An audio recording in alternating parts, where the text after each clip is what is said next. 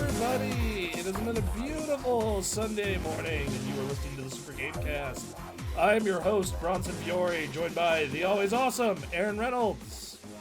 I'm joining. I have been joined to this podcast. We are one.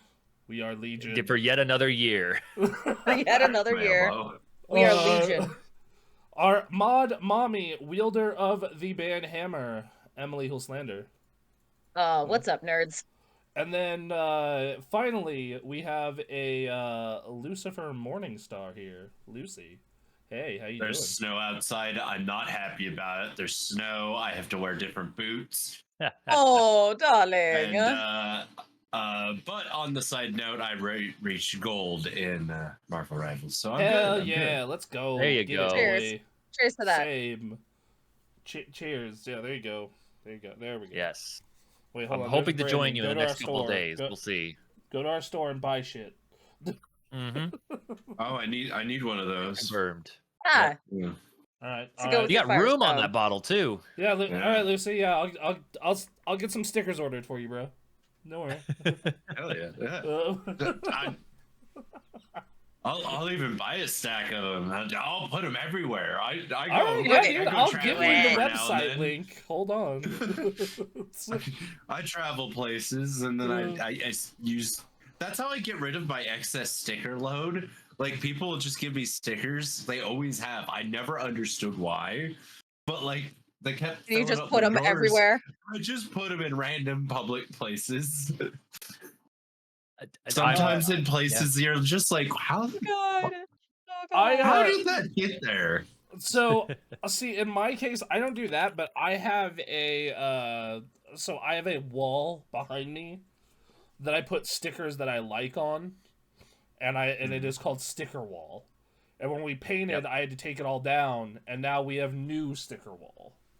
So, yeah. Anyway, hey, couple things. Soul Chaos King says, "Hello, friends." Hello, Chaos. Hello. And Hello, then, friend. hey, it's our Game of the Year show. Whoop whoop. Yeah. All right. So celebrating the year that was 2024 in the actual games that were played, and not the wildly depressing business practices of the video game industry. Exactly. This is not a news Oh. episode, as far as we know. Yes. Yeah, Unless I wish we I have would to have put- rather have known that a week ago, Bronson. So I was updating them. No, you And then collect them, you collect them, Then and you then next finally time- said, I was like, yeah, we're not going to get to that. And I'm like, oh. Not this week. I mean, it's good to be Next informed week. anyway. So- It's good to read. It's good to read the news, just to read the news. That's true. That's true. But We don't- now we I'm don't gonna wanna have fall to into read the off trap news of- next week. Oh, but this Yeah. happened last week, so Yeah, just keeping you updated on this. old news. We can't fall into the hole of thinking of news and current events as content mills for us. Yeah, like we have to, like, yeah, we cover the news and, like, And it- gotcha games. wait, what now? That- He's just trying to set up a conversation. We're gonna get derailed half an hour Let's- So later. bad. Don't do it. started. Don't fall for the trap, Bronson. All Listen. right, so what we're gonna be doing is, as always, we're gonna do our normal top 10 list we do every year. We're changing a couple things up. One, Lucy is here. Hey. And because he came in so late in the year, he's doing a top 5 because he wasn't burning through 2024 video games like it was going out of style. And then so there's that, and then we're gonna be instead of doing the normal thing where we all do our 10, we all do our 9, we all do our 8, we're gonna have everyone go through their individual list one by one individually, just because I'm gonna be real, it makes it easier for me to cut together for the Exactly. individual videos. And it helps me timestamp everything, so. That there we too. go. So, all right. Well, that gets us off to the races with Lucy's top 5 games of 2024. Hit us with your number 5, my man. Number 5, Helldivers 2. Fuck yeah, Nice. that's a Okay. good one. Okay. Yeah. I had a feeling it was going to be in the top 5 for someone here. Yeah. I have a feeling that game is going to do really well overall at this group. Yeah. So what'd you like about Helldivers 2 that it ended up on your top 10 or top 5 games of 2024? Well, for instance, I got to pull this up on the PlayStation, which I have going above. The amount of hours I put into that game. I don't usually buy games that I don't know anything about, but everyone else is playing it, and then somebody bought it for me. And I probably spent about 100 hours. I'm trying to find the game. But the amount of memories that I put into that game, the amount of clips alone, and the ragers, and just it was what I wanted out of my experience with Destiny 2 when it first came out. But they had I got into the lore of this game as well, which usually I don't do that. But as I've noticed, a couple of the games on my list, lore has become a very important and big thing to me recently. Like, I spend more time learning about the inside world of the games than I've ever done, and I play a lot of Assassin's Creed games, and I love the lore. But being able to jump in with some buddies, blow each other up on accident, and be able to unlock. Don't give us that on accident shit. I do this shit where we're in a bad combat zone. I will say, do you want to play a game? And then throw a 380 and see what happens. I throw down the 380 for ambiance. It's not to kill anyone. Any deaths are on accident. Just for fun. It's just for fun. It lights the thing up, you know? Whatever. Sorry, Lucy, continue. Yeah. So I've never played Helldivers 1. I plan on it. I absolutely loved playing against the bugs, hated the robots. I hated the machines with a dying passion. Up until I started learning how to solo a Helldiver. Which that took a while. Sure. That took an absolute ton of time. It was horrible. But it was worth it in the end, because then I wasn't just I wasn't that friend you bring into it and every 5 seconds was dead. I at least was able to catch up and do a lot better, because I kind of sucked at the beginning because I was used to like Call of Duty games. And yeah, that game is a lot more. You have to be a lot more patient. You have a lot more resource management. I absolutely love. I love how the community around that game, how like the robot front was called Space Vietnam, and then now we have the what's it called, the squid front being called Space Stalingrad. Yeah, it's fantastic. Yep. Yeah. All right, well, cool. What's your number 4, my guy? Number 4, Asphalt Legends Unite. Oh. I have sunk a lot of time into that game the last couple of weeks. I only got 4 more trophies to go on this gotcha game, but it got me. I only spent $5 for the battle pass, though. I can care less about buying into it, but it's a fun arcadey game. So Asphalt games were originally all on tablets and phones. They'd have the like motion where you'd like use your phone as a steering wheel. They'd have elements from like Burnout where you can ram the other guy off of the road. You have. See, I remember the Asphalt games because the first one that I remember was on the DS. It was a DS launch title, Asphalt Urban GT. So yeah, no, like I know of the franchise. I'm aware of its existence. I was looking for something like a new racing game on the PlayStation 5. just something to like casually get into. Nothing I really had to use the wheel for. And it's been a lot of fun. It's got some. The racing's not too serious, and of course, like certain areas, I have to wait until I collect a number of cards to unlock better parts for a car, and that's all fine because I pop into this game. I spend at most maybe an hour, maybe two a day. And it's a nice way to like wind down the night or start up the day. And Fair enough. It's pretty too. It's actually a really beautiful game and it's free to play. So it's the best kind of gotcha game. It's free. I mean, that's all gotcha games. Is all they gotcha games, but yeah, yes. like I do have. Well, at least it's not selling.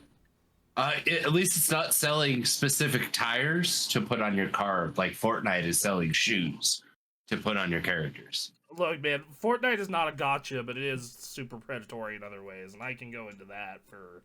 Oh, it's getting worse. My ward told me about that this morning.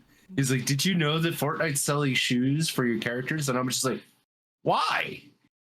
Why do you have to ruin my good morning with this news?" I was just like, I just sat down, I'm having my coffee. What are you doing? Yeah, I had to run out. I still haven't finished my coffee. So I posted the next racing game you should relax with in the general chat of the Discord. Okay. Should I be terrified? I might. No. It usually goes on sale on Steam and on PlayStation for like $5 during holiday sales. See, I own that on the PlayStation. It's a great game. Yeah, you should platinum that game like I did. Is that a challenge? I mean, we all know the real answer we want is they need to make a new Burnout Paradise. They do. They do. Thank you. Thank you. Me, Aaron, and Jeff Gerstmann are all gonna die in this fucking hill. I know. I will join you guys. They need to like stop with so many fucking back country roads that like they got to do that better. All these games have to do that better. You can't just have all this open space and roads. It's like Forza Horizon can get away with it because you drive off-road vehicles. You can't have all that open space and just have roads connecting one side of the map to the other. It's very boring as a racer. I hate it. I don't need that much straightaways. And just stop doing straightaways. Fill the space with fun tracks and fun ways to drive. Ramps. That Burnout Paradise map is perfect. It's that game is so good. It's so perfect, and I've bought it on every platform they've allowed me to buy it on. I just want them to make another so badly. I did just buy Need for Speed Heat on the PC. I like it. I like it enough to get it for the second time. I got the deluxe edition for the PlayStation. I absolutely loved it. And since I spend a lot of time on the PC now, I was like, you know what? I'll rebuy the games that I like. Yep. For cheap, though. For cheap. What?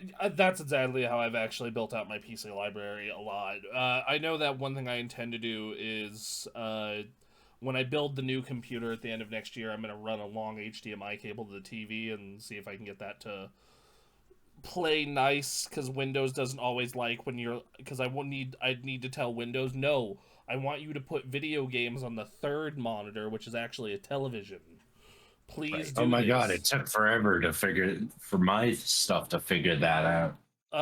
Yeah, so it's some games are really picky in particular about it, and it's annoying. Anyway.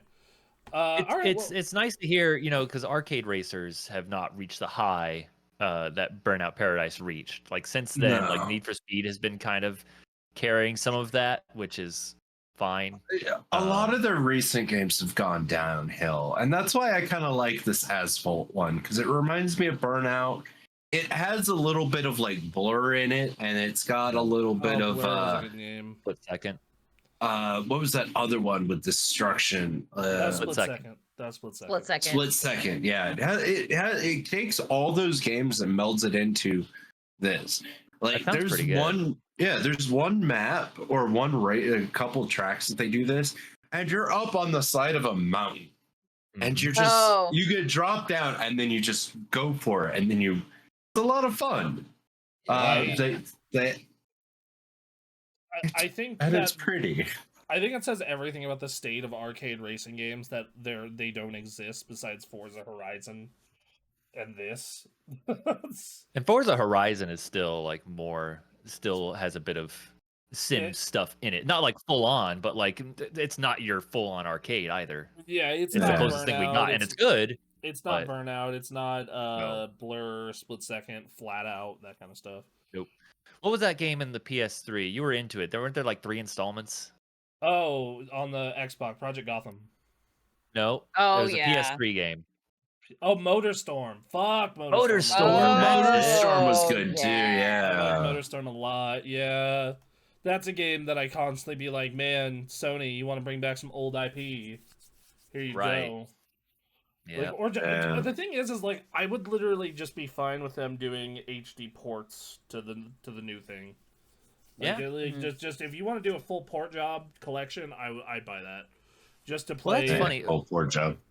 I understand they're trying to get their money back, and so they're like doing ports of just the most popular of popular. But like, you want to talk about trying to revitalize IP and see if a new generation likes something different. Like, get some people on, trying to revive some of these older games you got. Like, hey man, I'm sure that a new generation would really enjoy Killzone and Resistance. Yeah, yeah. Or some Sly Cooper. Thank you. Yep. Or Infamous. Jak and Daxter. Yeah. Jak and Daxter. That's not one that they could really revisit and try some stuff with in this day and age. But anyway, I think this game sounds fun. Pump out some more weird Ratchet and Clank games. I'm here for it. I do love me some Ratchet and Clank. Don't get me wrong. I love the most recent one. All right, Lucy. What's your number 3? Hit us with your number 3. Black Ops 6. Yeah, that's a good game. That's a fun game. I still need to beat the campaign, but I have done close to 100 hours of just zombies and multiplayer. Yeah, that was my second most played game on Xbox according to my recap this year. My most was College Football 25. Sure. Turned UNR into a powerhouse, and it only took me 6 years. Right. Yeah. It just does shooting well, right? Brought back zombies. It brought back turn-based zombie. They made so I mentioned earlier, like the lore thing. I got really heavy into like the zombie lore. This is the first time I've ever actually. Yeah, this is the first time I actually focused on like getting through Easter eggs and hitting the boss fights instead of just going round after round after round, which a majority of the player base does. And I also I think I beat both bosses before they put out the guided mode, where it caps you at 15, walks you through everything, and then sends you out to the boss, and then that's it. So it was a lot of fun actually starting to learn the mechanics. It makes me want to go back and play some of the old ones and go through their boss fights, because I've never done anything like that. Maybe it's just my high school friends were kind of lame. I mean, they were, and still are. But that aside, I mean, it's good having friends from all around like different streaming communities. Every time they find something, like they'd share it, and then we go test it out. Like testing out God mode was so much fun. It was kind of cheating and power leveling, but like I wanted my camos, and it may be not what they intended, but I had fun. Yeah, Black Ops 6, I love that multiplayer. I barely touch zombies. I think that's their best campaign in about 5 years. Like it's one of their best campaigns they've done. The multiplayer's fantastic, even if the maps kind of blow. And then zombies. I'm glad they've gone back to round-based zombies. Like it's a smart decision. I think that game is as good as Call of Duty is going to get in the modern age. I don't think we're ever going to go back to the ye olden times of pre Black Ops 2, where like the game isn't like my big problem with Call of Duty now is when I log into the game, it's easier to get to the store than it is to get into a match. But like other than that, like I think that game is as good as you can expect out of Call of Duty, and I put I think 55, 60 hours into it. So I definitely like parts of it for sure, Yeah, I'm still mad that they didn't do the whole skin carry on, because they touted a lot about how they wanted to keep it authentic to the time era. And I'm like, okay, I can deal with that, but then you start adding these fucking. Yeah, it was bullshit. It was bullshit. It just like give me back, like at least give us like a $5-10 pass to jump our skins over. If you're gonna be all about that money, just like that's the part that bothers me with that is like, okay, you want to keep it accurate to the time era, and then I'm like seeing this giant green dragon skeleton man running around shooting people. I'm like, yeah, okay. And the thing is you could have done fun skins that were in that era. Like, you could have gotten Bill Clinton. Could have got a Bill Clinton skin. That could have been hilarious. Like, like you could have done dumb shit while also still... But no, like, yeah, that's annoying. All right, Lucy, what is your number 2? Number 2 is Lockdown Protocol. Okay, you talked about this. This is an indie game, right? Yeah, it's an Among Us like game where you are first person. Proximity chat is through the game, so this is one of the very few games that I actually play that isn't through Discord chat, because I hate using game chat for anything. Yes, and this is this is my one exception. It's just the amount of memories and fun things that we've managed to do, and it gave me a lot of fun. Can you expand on why? Well, I'm trying. I'm definitely trying to. So the tasks in Among Us were pretty simplified. You'd move your cursor and whatnot. In these, you'd actually have to do puzzle solving to fix it, or you'd have to go from one room all the way to the other side of the map, send a file over through the computer system, and if that didn't work, if one of them failed, you'd have to start the cycle all over. All while one of the people, or maybe two, or maybe all, we don't know until the end of the game. And there's a sashimi. It's a mix of sushi and pizza mini game. So you have to make this dish exactly the way it's supposed to, and if you mess it up, you only get 3 bags of rice per map, and if you use the wrong, then you don't complete the task. Wonderful. As far as the weapons that you can use, you have a stun gun, a shotgun, C4, and screwdrivers, butcher knives that you can use, and anyone can use them. Anyone can kill anybody. And it's all about trying to do this in a way that you don't get caught or make it absolutely hilarious, because you may not be the imposter, but if you find the C4 and the trigger, you're running into the group of everybody.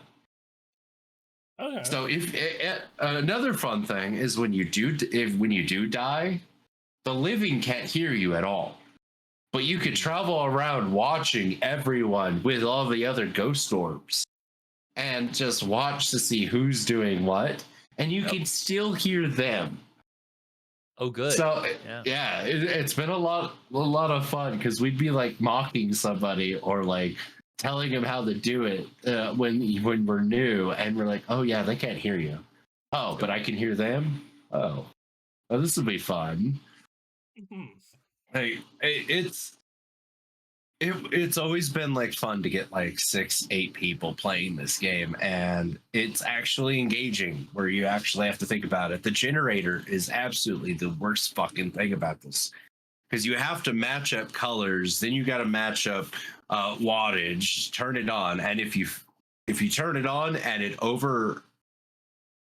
it's got too much power, it kills you. So then you have to deal with people like asking, wait, was he working on this or did you kill him? And it just sparks all types of chaos when it comes down to trying to figure out. Like I run matches where there's no killers, but there's always somebody killing somebody. Amazing. So yeah, that sounds actually kind of sick. Like I was not a fan of Among Us. I'm not a fan of like, you know, that kind of experience typically. But I mean, fully like basically Among Us taken to the next level does sound kind of interesting. Like fully 3D fleshed out Among Us is essentially what this sounds like, and you know, hey, done by another indie studio, so that's always nice to see. All right, yeah, cool, man. And then what's your number one? What is your game of the year? Marvel Rivals. Yeah, I think we're gonna hear that a lot this year. Good pick. We are gonna hear that a lot. Game of the year, I think it's gonna be towards the top of a lot of people's lists. I am well over 100 hours into this game. Yep, same. That's surprising. Same. My Loki is now of Lord status. Nice. So now I'm going to Lord up Captain America. So now I will be trying to play as a tank more. Because going as Loki, he's a great healer if used properly, but he's too easy to get into the habit of DPSing. Especially if you use your clones well enough. I mean, comment in the chat. Oh hell yes, Marvel Rivals hype. What's good, squad? What's up, Blaven? It is absolutely my game of the year. It's been fun playing with you guys. It's been playing like last night. I fell asleep while playing with you guys a few times, and I kept like trying to jolt myself awake. And then after that last game, I was just like, no, I gotta go. I'll try to be back. So I tried to take a nap, and I wound up sleeping until midnight. And then what did I do? Because I wasn't gonna go back to sleep. I played it all night, and I ranked up in gold. Oh my god! Yeah, that game. It has pulled me away from other games, unlike many other. Like in a lot of ways, it's the art, the characters are fantastic. Like just the design is so good, man, and the fact that everyone just keeps getting more and more into it is like, it reminds me of like when Overwatch really blew up and kind of took over the scene for a good while. I know. I've seen some mods for this game, and there's things that I really wish I did not see. Yep. He keeps showing me things, and I'm just like, no, take it away. I don't know. All right. You should be seeing these things. So, all right. Well, Lucy's game of the year is Marvel Rivals. Hey, that's a good one. Like I said, we're going to talk about that one a lot as we go through these lists, I'm sure. We are. So, good pick. All right, that's on to, all right, so that's on to Emily for the next one. All right, top 10 for this. All right. Honorable mention. Oh, honorable mention? Honorable mention, actually. I do have one.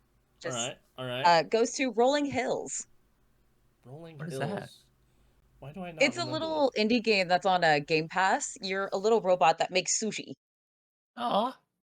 It's so cute. It's so cozy.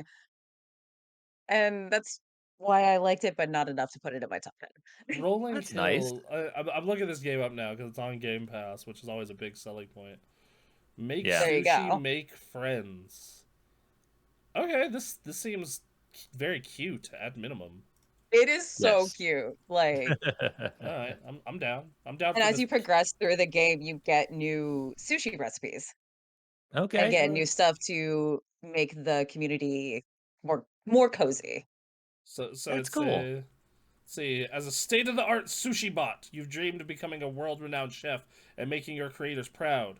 As luck would have it, the friendly residents of Rolling Hills are looking for a rising star to take the local sushi shop, presenting a once-in-a-lifetime opportunity for a one-of-a-kind robot to show the world what you're made of. That's the intro paragraph to the game. That's amazing. There you go. Yep. That's amazing. Okay, I'm gonna install that on cloud later. How is the how is the cooking in this? Is this like overcooked? Is this like No, so it comes out on a conveyor belt, so it's Mhm. already made. You just have to Okay. get the order to the customers that are in the You're just restaurant. serving? Okay. You're just serving, yeah. Got it. Okay. Okay, so okay, that's all right. Still, you know. Yeah. I mean, that's the key to keeping it a little more casual and nice, rather than yelling at your person that's working with you to make stuff. Just like, God, Exactly. you fucking donkey. Son of a bitch. Oh, cool. All right. Where's the All right. pie? All right. Yeah. So, what is your number 10? Number 10. Epic Mickey rebrushed. Oh yeah, I forgot that they put Oh. out that remake this year. Forgot about that. So I remember Epic Mickey being a good game with just the shittiest frame rate imaginable. Did they fix that? They did. Swear to Okay. God, Okay. they did. Good. It's so much cleaner. It's still that fun adventure that we all remembered on The the Wii Wii. years That was ago. that I was think a it was the Wii Wii. game, man. That's ooh. Yeah. That was a Warren Spector game too. Oh my God. Yeah. Yep. That's like, man. Let's Shit. talk. All right, yeah. All right. So, do you want to expand on it, or do you want to just be like, yeah, everyone knows what Epic Mickey is at this point? Everyone knows what Epic Mickey is. Okay. Yeah. At least I hope they do. Otherwise, we have some problems. All right, go on. Is that blue hedgehog guy? Yeah. Uh-huh. Yep. Yes. Yes. Exactly. If I was in that same city as both of you, I would find you and smack you. Oh. Yeah. Okay. All right. All right. Challenge. What? Let's go. All right. What's number 9? Also another game that's on Game Pass. You do not deserve to wield that motherfucker. He is unworthy. He is unworthy. Oh my goodness. All right. And I'll have my own. I'll have my own. I'll make you one. I was gonna go get one at Comic-Con in like 2 months. Oh, well, I mean, I mean, if you want a 3D print one and send it to me, I'm all good for that. You can request. He can like design, like put your name on it or something. yeah. I'll message you later. For Have your people contact my people. for he who is worthy shall wield the power of Emily. Yeah. I like it. I'd rather have Mod Mommy than that. Okay, yeah. That's on the list. For he who is worthy will wield the power of Mod Mommy. There we go. And Tim's will be the power of blackjack and strippers, apparently. Uh-huh. Oh. I'm out. I'm done. God. Okay. Apparently witch strippers. Not just regular strippers. Witch Oh, strippers. Oh, okay. Not gonna lie, that's actually better. They can conjure up a pizza after a dance. Okay, all right. So that's number 9. Hey, It's on the list. I actually never gave my number 9. Oh, sorry, that was number 10. What's your number 9? Also a game on Game Pass. Okay. Dungeons of Hinterberg. Okay, what is this? I've never heard of this. So this is a little bit of a dungeon crawler. The animation kind of reminds me of Hi-Fi Rush. Oh. Okay, you've sold Just with me. like that color. You but the combat is not like Hi-Fi. Okay. But this animation alone reminds me of Hi-Fi Rush a little bit. Oh, But you played I remember this game. They showed this at the Xbox showcase, and I was like, that looks yeah, cool. And then I never revisited it. Okay, yes, no, go. What's the deal with I Dungeons of did. Hinterberg? So you go to this kind of Bavarian looking town and go to all these dungeons. It's like caves and mining shells and all this stuff. And it's fight all these creatures and it's a lot of like magic and combat and a couple of other things kind of woven together. Mm-hmm. Hmm. This looks But cool. it's fun. This game does look Yeah. dope. This actually looks like genuinely a really cool game. Like a good time. I highly Yeah. recommend it. All right, so Dungeons of Hinterberg, little dungeon crawler. Yeah, this game looks really cool. I actually want to get, especially now that I remember what it is. I'm like, oh, and it's on Game Pass. Yeah, sure, fuck it. Right. Yeah. I will say, so I have I pulled it up on Steam, and I have my I have curators on, and I have zero punctuation listed as a curator, and Yahtzee. And the quote, there have been many games that have tried to bridge the gap between cozy gaming and traditional action stuff, but I think Dungeons of Hinterberg successfully straddles that particular sex swing. Nice. Yeah, it looks like it. By that logic, they're not wrong. Yeah. All Not right, wrong. yeah, I'm adding that. I'm Adding part that of to it, your cloud. yeah, part of the reason that I love these Game of the Year lists is something that didn't get talked about on the podcast. I can cram into my, oh yeah, I'm gonna download that now. Yeah, There you go. exactly. Yep. Oh, Dungeons of Hinterberg. All right. Okay. So what's your number? What's your next one? Final Fantasy VII Rebirth. Oh. That's number 8. Yeah. That's number 8. That's as much as I bitch about that game, I do like it. For as much Yeah. as I like, it's yeah. Go on. Tell us more. Why did you like Rebirth? I mean, I'm a giant Final Fantasy nerd, so obviously I'm gonna like this game. Yep. No.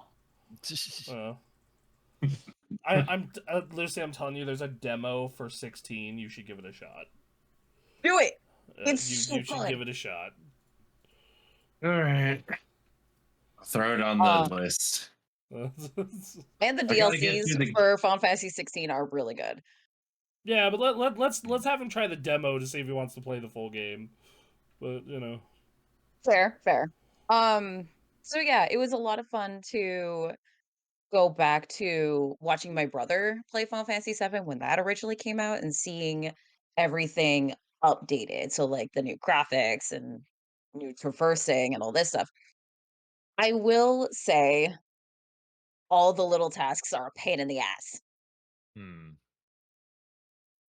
Right. okay. So like all the side missions. Yeah, that game definitely has the Assassin's Creed Ubisoft problem of climb the tower, have a million things on the map, and most of them are bullshit busy work chores. The time I didn't even do them because I was like, I gotta streamline Yeah, through this. see, I was playing that game ahead of you, and I was like, other than the summons, all of this side content, well, the summons and the gold saucer, other than those two things, most of this side content sucks. Play Yeah. the main story, besides those two things. They have their own version of Gwent in it that's, all right. Interesting. What? I'm sorry, you said Gwen? Yeah, Final Fantasy VII Rebirth has this card game in it that's similar and called Queen's Blood, and I fell into that rabbit hole for a good 10 hours and was like, Okay, so I'll move this up a couple spaces. well, that's on my 16. list. I recommended 16, though. If you want to try Final Fantasy VII Rebirth, by all means. Anyway, Next Hey, time there you is a check demo in for with Rebirth Maze, too, so does it have Queen's Blood? I don't think don't think Remake has so. Queen's Blood. That's unfortunate. Remake 'cause- doesn't. Yeah. That would be hilarious. The next time we talk about this, I was like, oh yeah, I've been playing Rebirth. Oh yeah, what do you like? I don't know anything about the story. I've just been playing Queen's Blood. Yeah. Yep. I keep going from zone to zone to get more Queen's Blood cards, and like I do the story so I can get to the next zone to find the next set of cards. Yep. All right. Okay. Yeah. No. That game. It's not on my top 10, but I think it is one of the best looking games of the year. I think its combat is genuinely the best you could have done for splitting the difference between traditional turn based and action combat. Free for all. Yeah, like I think that it's like there are parts of that game that are good. It is the busy work and the ending that goes on forever that were my problems with it. It's like that is a game that similar to my complaints about like what Anthony and I call amorphous blob games. Like shit like Horizon, like the new Horizon, the second one, or any Assassin's Creed after Black Flag, where it's like you could cut out a third of this game that would be better for it. This is a game where but sea shanties. Yeah, see, that's why Black Flag gets away with it. It's got sea shanties, and it's also like. So what you're saying is we got to add more sea shanties to games. I am saying that sea shanties and pirates do make everything better. You are They correct. They really do. Anyway, all right. So that was your number 8. Mm-hmm.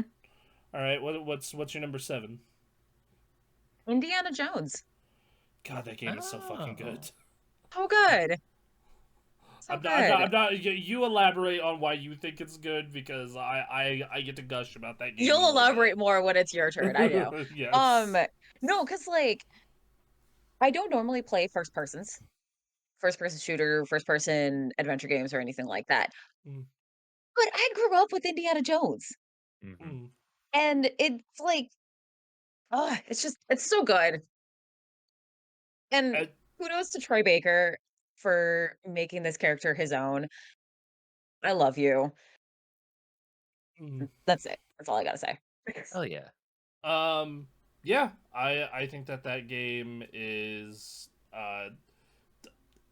at minimum they do capture fully Indiana Jones perfectly. Like from the cutscenes, the cutscenes feel like you're watching a movie. The tone all fit like you could honestly take this game and reconfigure it to be a film, and it would feel just like a really long Indiana Jones film.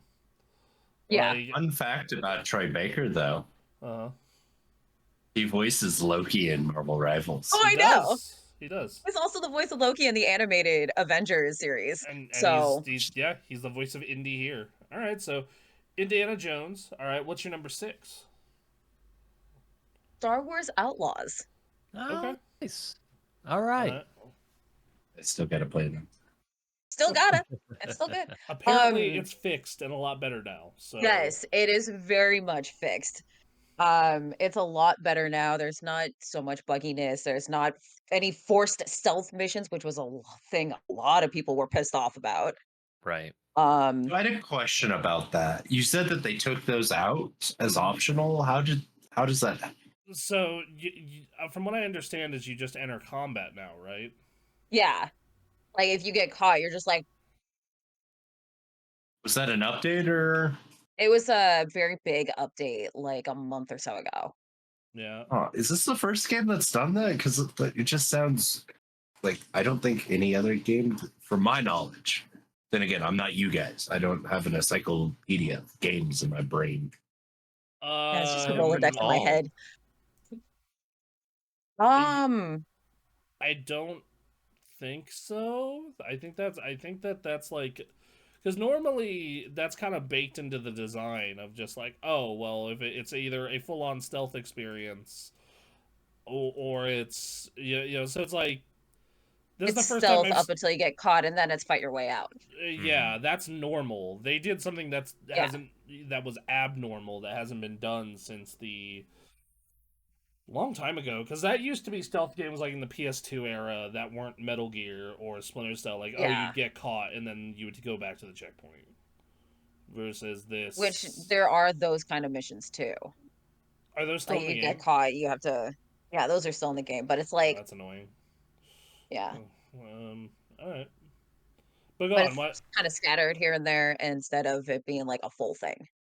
All right. Well, the all right. So what do you think of But why are you digging on Star Wars Outlaws?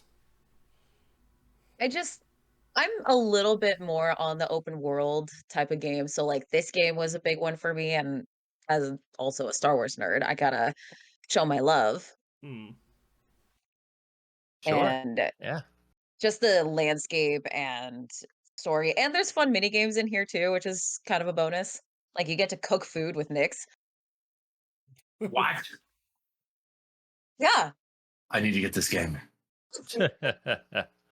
you're welcome. All right. So what's your number 5? Wait, I had a quick Dragon Age. question about Oh, it. sorry. No, hold on. I had a quick question about the game.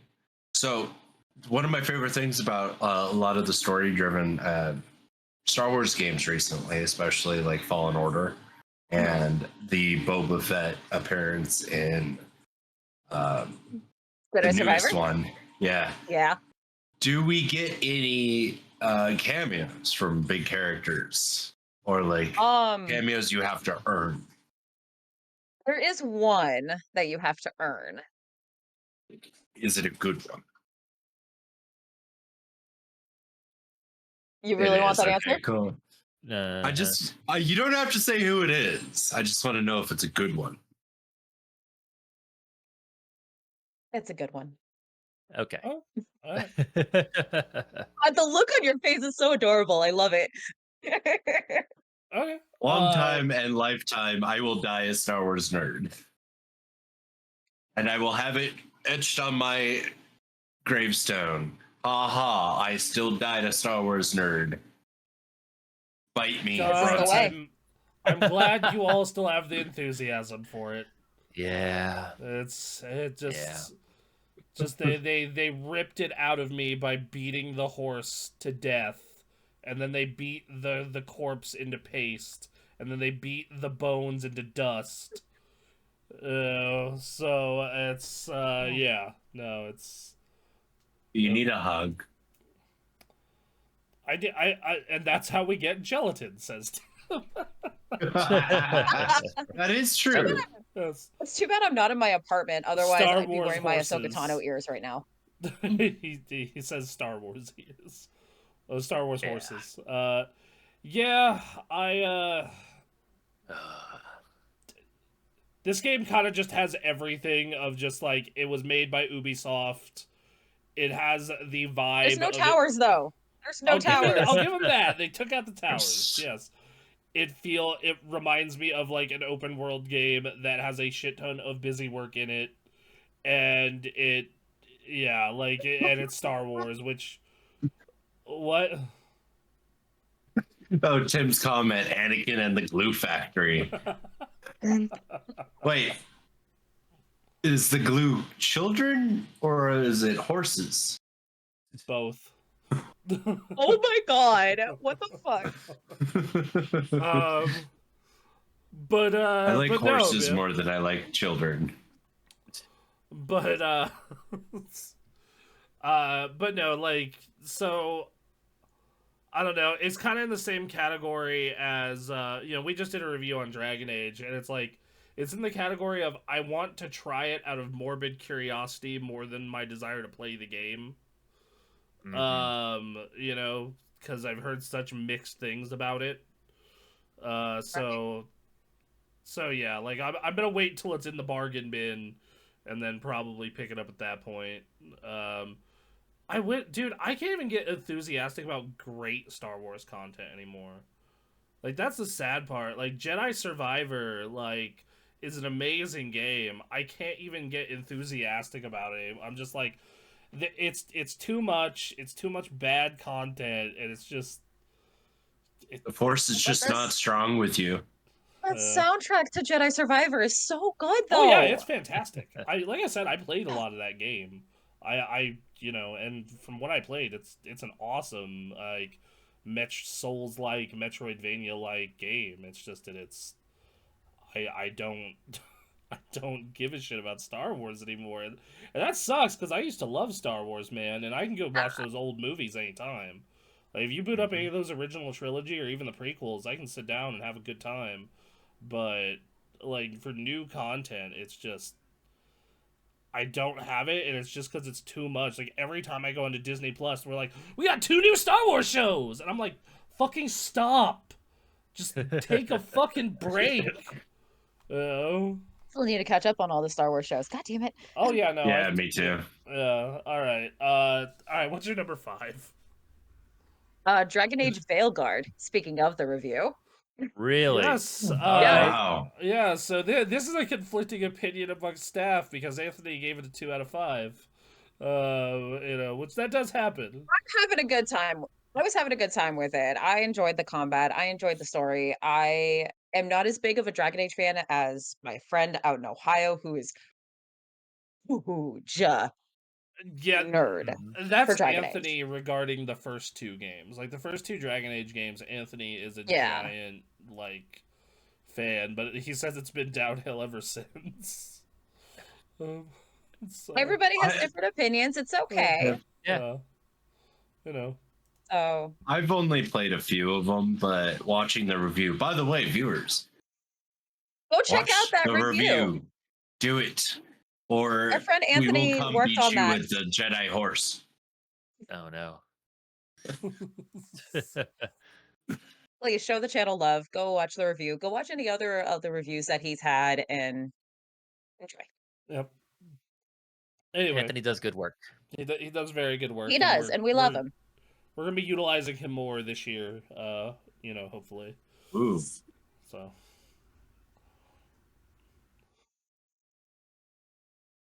Anyway, Anywho. All right. Go on. Dragon Age Veilguard. No, that was pretty much it. It's just having a good time. Just having a good time with it. Okay. All right. What's your number 4? Prince of Persia: The Lost Crown. That's a fucking good ass video game.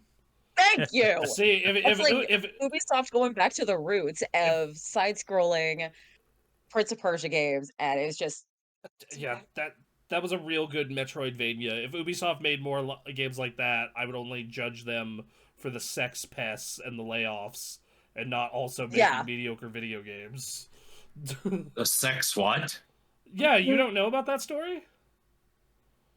Was it the French dude? Because I totally believe it was a French dude. Yes.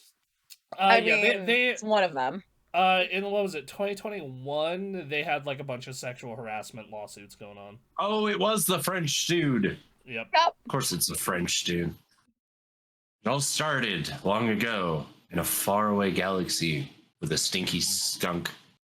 Yeah, it was 2 French guys. It was 5 former Ubisoft executives arrested for sexual harassment. So, fun. Yeah. Okay. So anyway, continuing with let's see, Tim, a sex pez.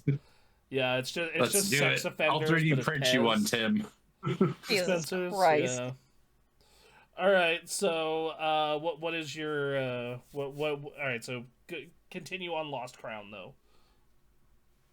Just playing through that and getting through everything and seeing the story and seeing how they started compared to this game. It's just all around a great game. Oh, that game has some really cool Metroidvania moments. I picked it up for $15 on Black Friday, and like, that's a game that I almost wish I didn't get sucked into the Marvel Rivals Time Vampire, because that I would. No, you don't. That is a game that I probably would have finished by now, and I've really enjoyed what I've played. It's very much, if you're a fan of those old Metroid games, those old Castlevania games, but want a Prince of Persia vibe around it, this is the game to get. Absolutely. And then they closed the studio, and now all those guys are back in the Assassin's Creed Far Cry mill. Don't you dare say such blasphemous. Like, I am going to talk so much nice things about Marvel Rivals when it's my turn. Don't you worry. He is. Swear to God, he is. Uh, I know this for a fact. He's going to talk so much good things about Marvel Rivals. yeah. So, all right. Well, what's your number 3? Speaking of Ubisoft. Oh, God damn it. Beyond Good and Evil. Oh, okay, never mind. It's when they still made good games. Okay. Yeah, this was way back when they made good shit. This is that game, their original. That's the remake or remaster, right? That's the 20th anniversary remaster. Remaster. Okay, Which, yeah. oh my God. Yo, dog, do you want a Zelda game, but it's about conspiracies in the Actually future? good. Yeah, see, most Zelda games are good. Is the thing. Better than Assassin's Creed. Yeah, well, at least Assassin's Creed isn't claymation and just grunting. You know. I said what I said. You can fuck off. Anyway. I'm quite good at it, madam. Go on. No, because I originally played this game back in 2012, which is how I actually started cosplaying as Jade. Those games are really good. Was because of that HD remaster. What? Or games, I should. It's one game that they've remastered a couple of times. Yeah, that game is like, it takes basically the 3D Zelda formula of the late 90s or early to mid 2000s and puts it behind like this kind of really cool conspiracy story. It's genuinely really neat. It's still so fun. It's still so good after not playing it for 12 years. Yeah, that game's 21 years old. Dear God. Yep. Yeah, that's fucking weird. Yeah. I thought they cleaned some stuff up in this remaster. Did they? They did. They did clean up some of the animation, and there is actually a little message, kind of like the Looney Tunes cartoons, where they give that warnings like, "Hey, all the jokes in this are considered not politically correct anymore." Of the time. So, they were of the time, yes. Yeah. That makes sense. At least they acknowledge this fact. So there we go. But it's still good. Still good. Were the jokes that bad? I've never played it. Well, I mean, just some of the character depictions in this game were considered of that time and not considered okay today. It's Mr. Popo of its time. Yeah. Oh my God, I love Mr. Popo. He is my spirit animal. Yeah. Yeah. All these squares make a circle. Yeah, apparently this version has like a bunch of concept art and other stuff that you can unlock, and stories about the development. That's really cool. I'm always a sucker. I am a sucker for any game that includes, yo, this is how we made it. Yeah. And I actually met one of the guys that actually worked on this game at PAX a couple years ago. Yeah. Yeah. This is a game that also definitely has that cell shaded art style, especially when you upgrade it to HD. Yeah. Yeah. All right. Well. All right. Well, what's your number 2? Rise of the Ronin. Oh, okay. Yeah. Wow. I forgot that came out this year. Yeah, it was on my watch list. It was. I picked it up day one. Yeah. And played a little bit of it. But I had my surgery back in May and was like, I'm gonna be bored. What can I do? I have my PS5. So let's catch up on some video games. And I just blazed through. And yes, I did do the busy work on this one. I mean, if you're trapped at home with nothing else to do, fucking by all means. Like back when I still enjoyed Assassin's Creed, when I first moved into this house, we didn't have internet for a week or phone service or anything. But I just got Assassin's Creed 2 for Christmas, so I did everything in that game over the course of a week because I didn't have anything else to do. So and I still love Assassin's Creed 2. It's my second favorite Assassin's Creed. So. All right, yeah, no, that game. So I feel like that game got overlooked just because it came out right next to a bunch of really high-profile games. Like it came out right Yeah. next to Rebirth and Dragon's Dogma 2. Mm-hmm. Yeah, because it came out near the end of March. Yeah, like I remember which by that point, Rebirth came out a month prior, and Dogma was that next week, or it was was like it sometime it in was. that? Hold on, let me check that one. Yeah, Dragon's Dogma 2 came out on March 21st, and Yeah, then so it was a couple days later. yeah, Rise of the Ronin came out like the day after. So Yeah. and Dragon's Dogma 2 that's another game I played, and I really like that game a lot. It's not on my list, but man, if you want if you want of what open world games could be, that game is sick as fuck. Yeah. Um. So, but no, Rise of the Ronin's your number 2. Yeah.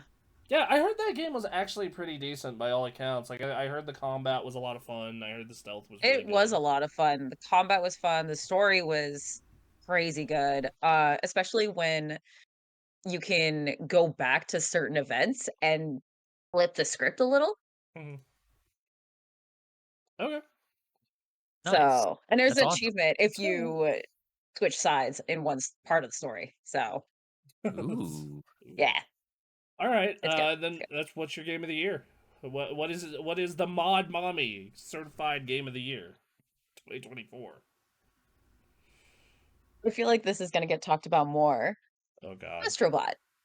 Oh fuck yeah, that Hey. game. Hell yeah. Good call. Right? Like, I knew this game was going to be my game of the year the second I started playing it. Everything else is a fight for second place. Mm-hmm. I don't want to. I don't want to expand on that game too much, but it is a very, very good, well polished, focused game that is just fun the entire time. It really is. Replayability is super high. Hold on, we got a sub.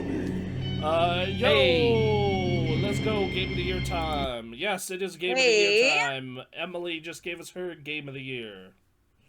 Hell yeah. Thank y'all. Mine was Hello Kitty Breakfast Adventure. Uh-huh. His was Marvel Rivals.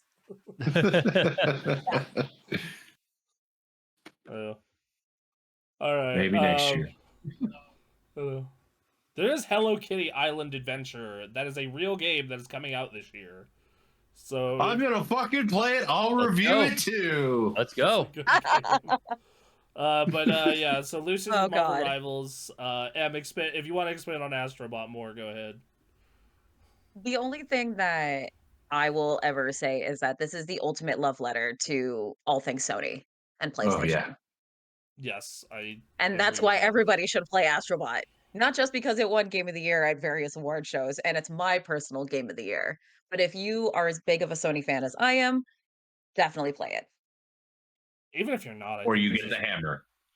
Or you get the hammer. Yeah. Yeah. Even if you're not a Sony fan, I think you get a lot of enjoyment out of this as a fun 3D platformer. Though, Yeah. the longer that you've been around with PlayStation, I feel like the more like, oh, that's really cool things you will get Like, out of oh, it. I forgot about that. Yeah. Like, there were a couple I'm like, oh, yeah, Vib Ribbon. Fuck. Yeah. How many people Like, play holy that shit. game? Like, oh, what the fuck? Medieval. It's good that they got a game celebrating PlayStation that isn't PlayStation All Stars Battle Royale. Yeah. Talk no shit. No I love talking that shit game. about that game. That game was I amazing. love that game, but man, Man, you want to talk about it's like not perfect. that is a It game could have been that so much better. So there's a video by a guy called Matt McMuscles that talks about that game's development history, and basically the short version is Sony didn't want to spend the time or money to make it as good as Smash Brothers. and that was so you can blame Sony for that of just I do. I will. Yeah, like because that game's like core concept is dope. Like I got the platinum in that game on the Vita. I enjoyed it a lot. I actually went to a tournament for it up at the university. Um, I ended up because back in the early 2010s, PlayStation like did this college campus tour, and if you I went to that. same, yep. Oh my god, I went to that. Same. Were you there? Yes, I was. Whoa! I traveled up from my college. I was running Ratchet in the tournament. They did for it. I think I was running Kratos. You know. So Holy yeah, crap! We've actually come within proximity of each other without knowing. Well, yeah. They had this thing where if you went up to their like little cart area and you showed them a Vita, they'd give you a Vita game. Hell yeah. So yeah, I forgot what I got. I got Ninja Gaiden Sigma 2. Or Whoa. Sigma 1 or Sigma 2. Anyway. But yeah, no, they Sony's IP deserved better than All Stars. I do agree with that. So it's nice. All of them. You know. Look, man, we could do an entire separate show on what the fuck they fucked up to make it so that game wasn't a massive hit. Right. But yeah. Astrobot is a great game and a massive hit. So right. So they don't have to do that. Yeah, they can just keep making these games. So until this horse is now just dust. So which hopefully won't be for a while. Yes. Actually, yep. I'm actually proud of Sony that they do show restraint in this shit sometimes. Like, it's nice to see. Right.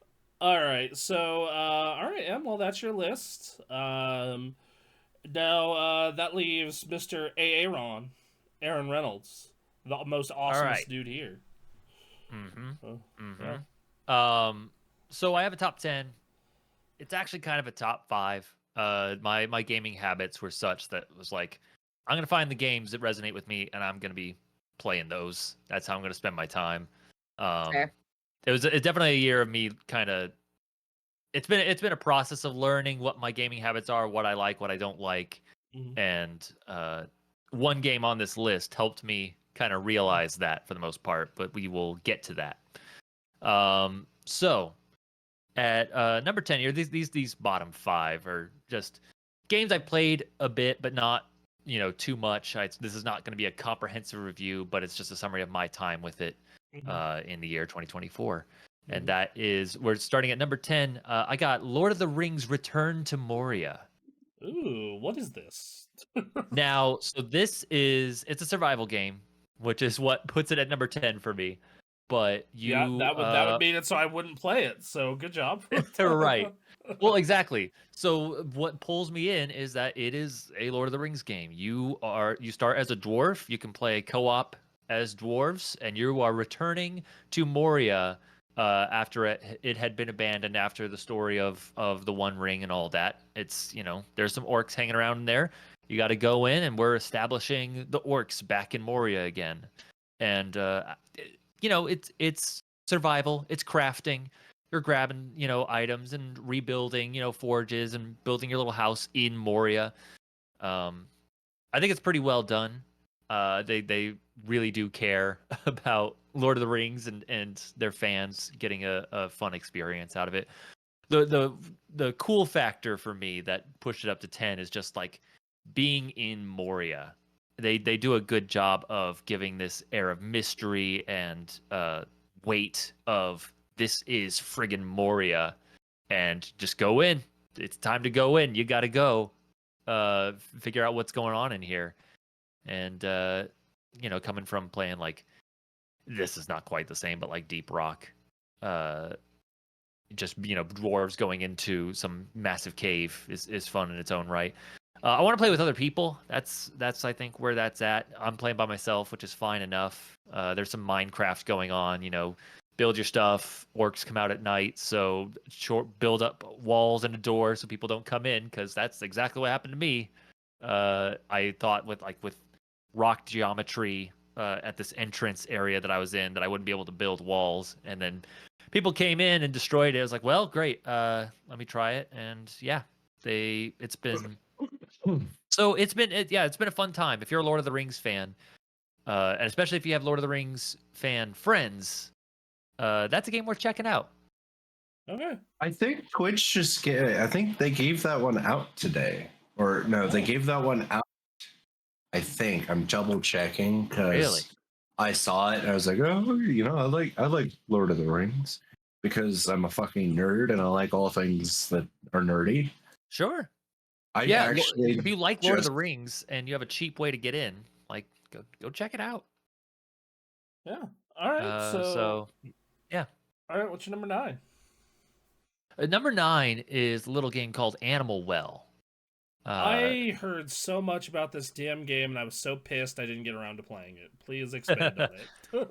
So it's fairly simple. It is, like a Metroidvania. You got your map that slowly expands as you explore. It explains nothing, and that is part of the appeal. Combine that with just a fantastic art style. Really, really cool. For this little 2D platformer game. Feels good. And you just you're dumped in this world. Figure it out. I got this disc. What does this disc do? I don't know. Hit buttons. Figure it out. Just little things you'll discover. Like there's a you come across a disc and you're like, okay, I'm gonna hit buttons. Oh, it throws it. Okay, so I have an attack. And then I found out as I throw it, it bounces off the wall and comes back. And so it's like, I'm going to try and catch it. Maybe you catch it. I don't know. Or else it just goes on forever. And I tried to jump to catch it, and I ended up jumping on it, and it kind of acts as a platform that you end up, but it doesn't tell you any of this. And so it's like, I'm collecting eggs. What do these eggs do? I don't know. It's collecting in this room. Keep that in mind. Here's a map that's expanding as you go along. You can put reminders. There's a treasure chest here. There's something I need here, and it's awesome. It just looks cool. The vibes are fun and tells you nothing. It's like, all right, you got to figure it out. Let's go. I like that this has been the year of games respecting players' intelligence more. I love how Dragon's Dogma has similar stuff where it's like, nah, dude, you're on an adventure. You need to camp and rest and figure stuff out. Yeah, that's the fun. Yeah, I am very much the hand holding is nice in certain circumstances. There have definitely been points in Indiana Jones where I'm like, okay, I'm gonna press the button so I can see where the hell I need to go next. But I love the fact that games are finally moving away from all the hand holding, and this seems like a good example of that. Like you said, I think there are certain situations you are not coming to a certain video game to discover.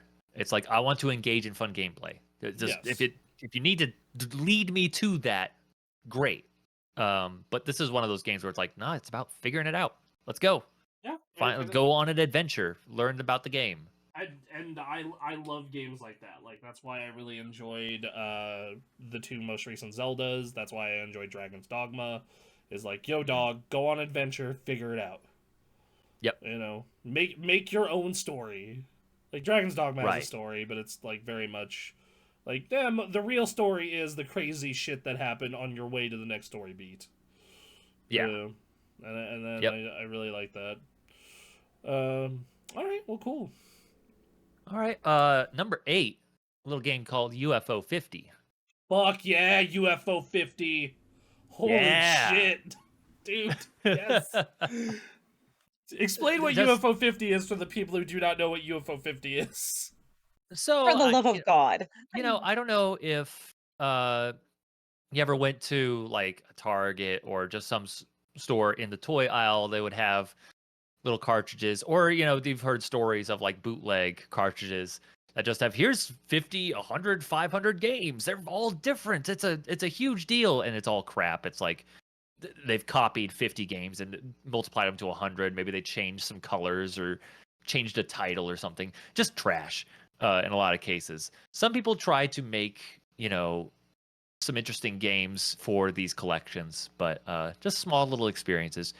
This is going off that idea of putting 50 small games into a cartridge, and they just make good, simple games that are all like original and interesting. And you just go in, it's like, all right, there are 50 games for you to play, and they're not huge.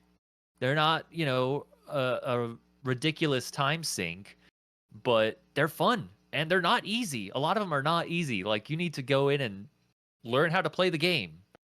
A lot of interesting concepts. Some of them are taking lessons from, your Final Fantasy old school RPG. Some of them are, Pong, but it's samurai. Some of it's like kind of like a simplified version of Crazy Taxi in a 2D setting, and there's aliens and crazy shit happening. I love that beat 'em up where you play as a fucking owl man rescuing the president, and I was like, this is so fucking dope. That one's really good. I really like Devolition, in which there's a 10 by 10. Well, I forget what the actual square is, but like there's a grid, and you have like 3 survivors, and then there's 10 devils that pop up on the grid, and you have a certain amount of things that you can lay down that are either like a plus or an X, or just a different arrangement of things that when they are triggered, they blow up the squares that they highlight, and you have to kind of create this Rube Goldberg like thing to like have these explosive squares touch each of the devils and each other so that they can trigger each other. Whoa. Yes. Everyone go touch Lucy. Everyone go touch Lucy. No. They have to touch. I have to touch and make you explode. What don't you understand about this? What don't you understand about this? Touch him and explode. It's not Tuesday. I only explode on Tuesdays. That's the worst day to. Okay, that's fine. That's when this podcast used to go live. Yeah. Weird. Yeah.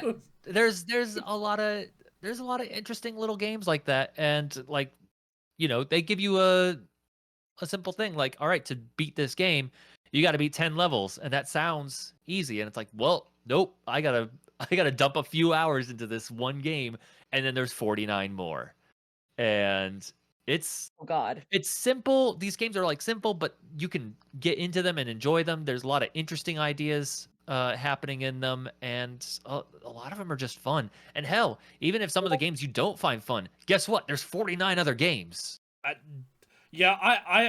got unlucky with one of my first ones. I got that one that's like the tile movement game where you have a certain amount of moves to get to all the tiles and then go to the next zone. That was like one of the first ones I played. I'm like, this one sucks. That's the thing. Some things are not going to be to your liking. But then I found a Punch Out like, and that was pretty dope. Yeah. So it's a really cool idea. And they got a lot of designers doing some fun stuff in different areas of that game. So, and they do little fake things like, yeah. Overwhelmingly positive on Steam, by the way. Yep. Yeah. It's and they do a little fake thing. It's like, this was released in 83, 85, 86, and they'll give a brief fake, history of, to promote this game, they went to these stores and blah blah blah blah. And I don't know, it's just fun, it's cute. And a good time. I was my mom actually ended up like walking by and seeing, it's like, I could actually play this, because she was of that era. And then when everything moved to 3D and joysticks, she's like, all right, good, I'm good. And walked around to this and like, damn, I could actually play this. Yeah, this thing is really best cool. Family game. UFO 50 is what I'm saying. Game Awards. Best game to play with your mom, who has not understood video games in about 30 years. Yep. Hey, yep. Look, 3 years ago, my mom passed away, and you know what she took to the grave? What? Whooping my ass in Mortal Kombat. Oh, I knew the combos, and this woman still beat me. I am going, when I die and I see her again, I'm gonna be trying. I will have every Mortal Kombat that they put out after her death, and I'll be like, "Nope, we're finishing this. I'm going to beat you." That will be my afterlife. I shit you not.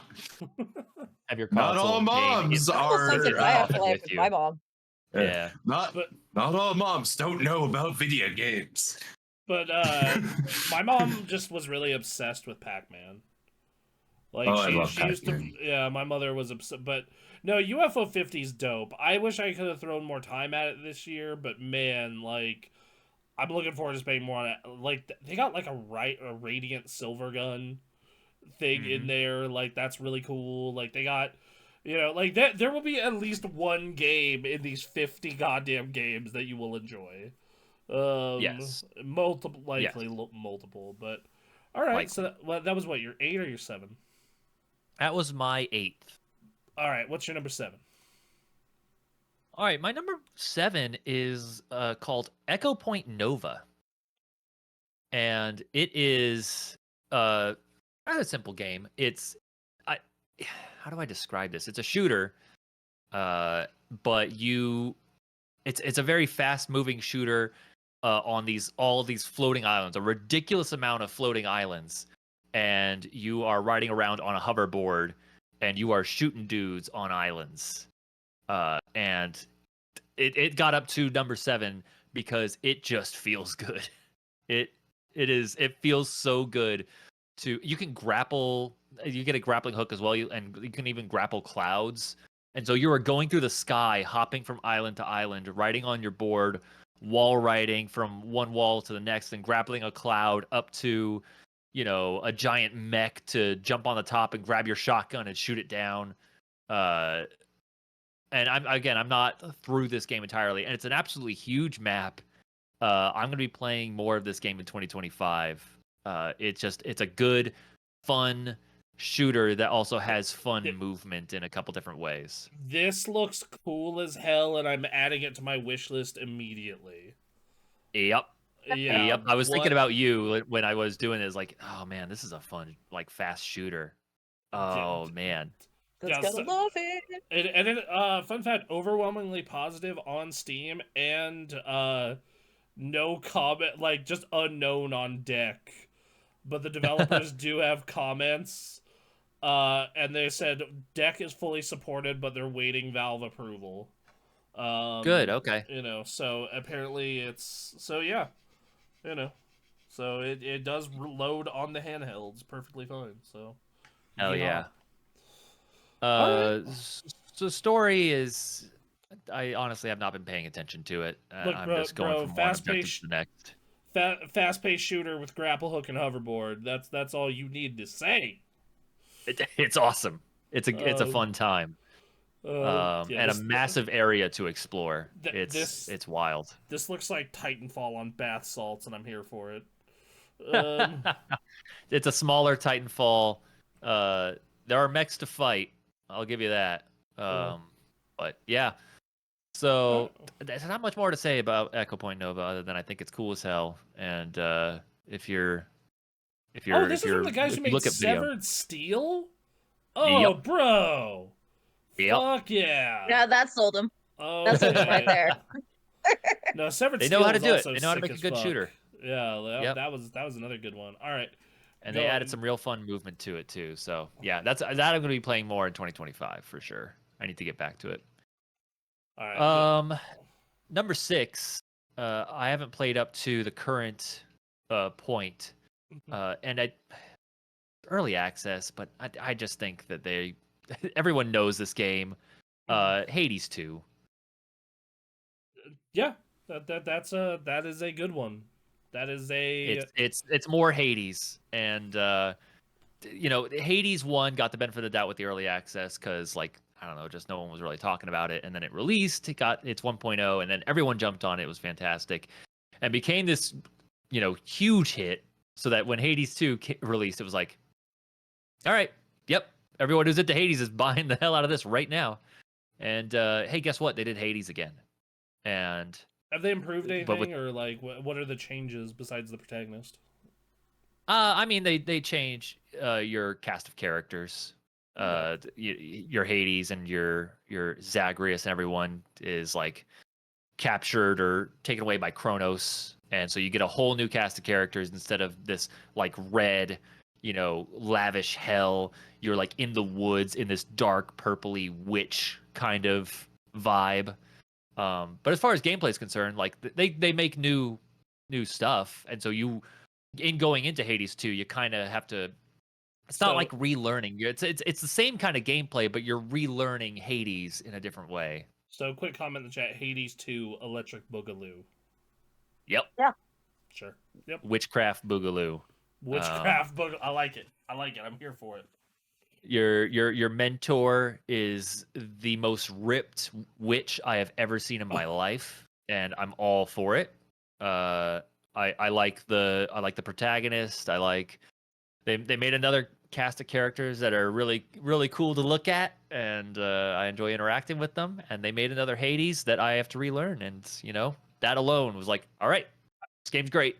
This is one I'm waiting for the full release, but I'm super stoked for That's it. Fair. Like That's fair. I'm just waiting for 1.0. Like all right. Well, now we got your what, number 5? Yes, now we are getting into the 5, and these 5 I've either spent a good chunk of time with or had an impression on me in the year, a big impression. So number 5, we got Warhammer 40K Space Marine 2. Yeah. God, I want to play that game. We need to finish our co-op man. run. I know. We're getting we there. do. We'll get there. We do. Gears of War is taking its sweet ass time. So while we continue to be in a Gears of War drought, this is a game that you should check out. You don't really need to know anything about Warhammer 40K. It is, hey, you are a soldier going to complete missions, and that's what you're doing. And there is some wild sci-fi fantasy stuff happening in it, and that can be enjoyed without context. It is fine. But I will warn you, it finally tipped me over into picking up Warhammer 40K's novel Horus Heresy, which supposedly kicks off. It's a big focal point in Warhammer 40K lore. So being in that world in Space Marine 2 long enough got me into like, all right, let's see what this is about. Yeah, it got me reading a lot of stuff about it, and I'm like, it all made me go, oh, so it's all space fascism in different forms. Okay. Yes. Cool. Yep. And they're at war with each other. And it's 2 great games came out this year, and they were all space tyranny. Space racism, space democracy. Yeah, managed democracy. Yeah, managed. Very democracy. managed. Yes. So just feels good. It's a shooter. You get a little parry button, which just always feels good. Yeah.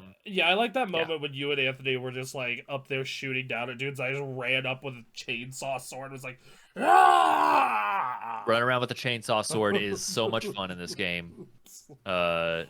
Getting the final kill on aliens is my favorite thing to do. Tyranids, I'm sorry.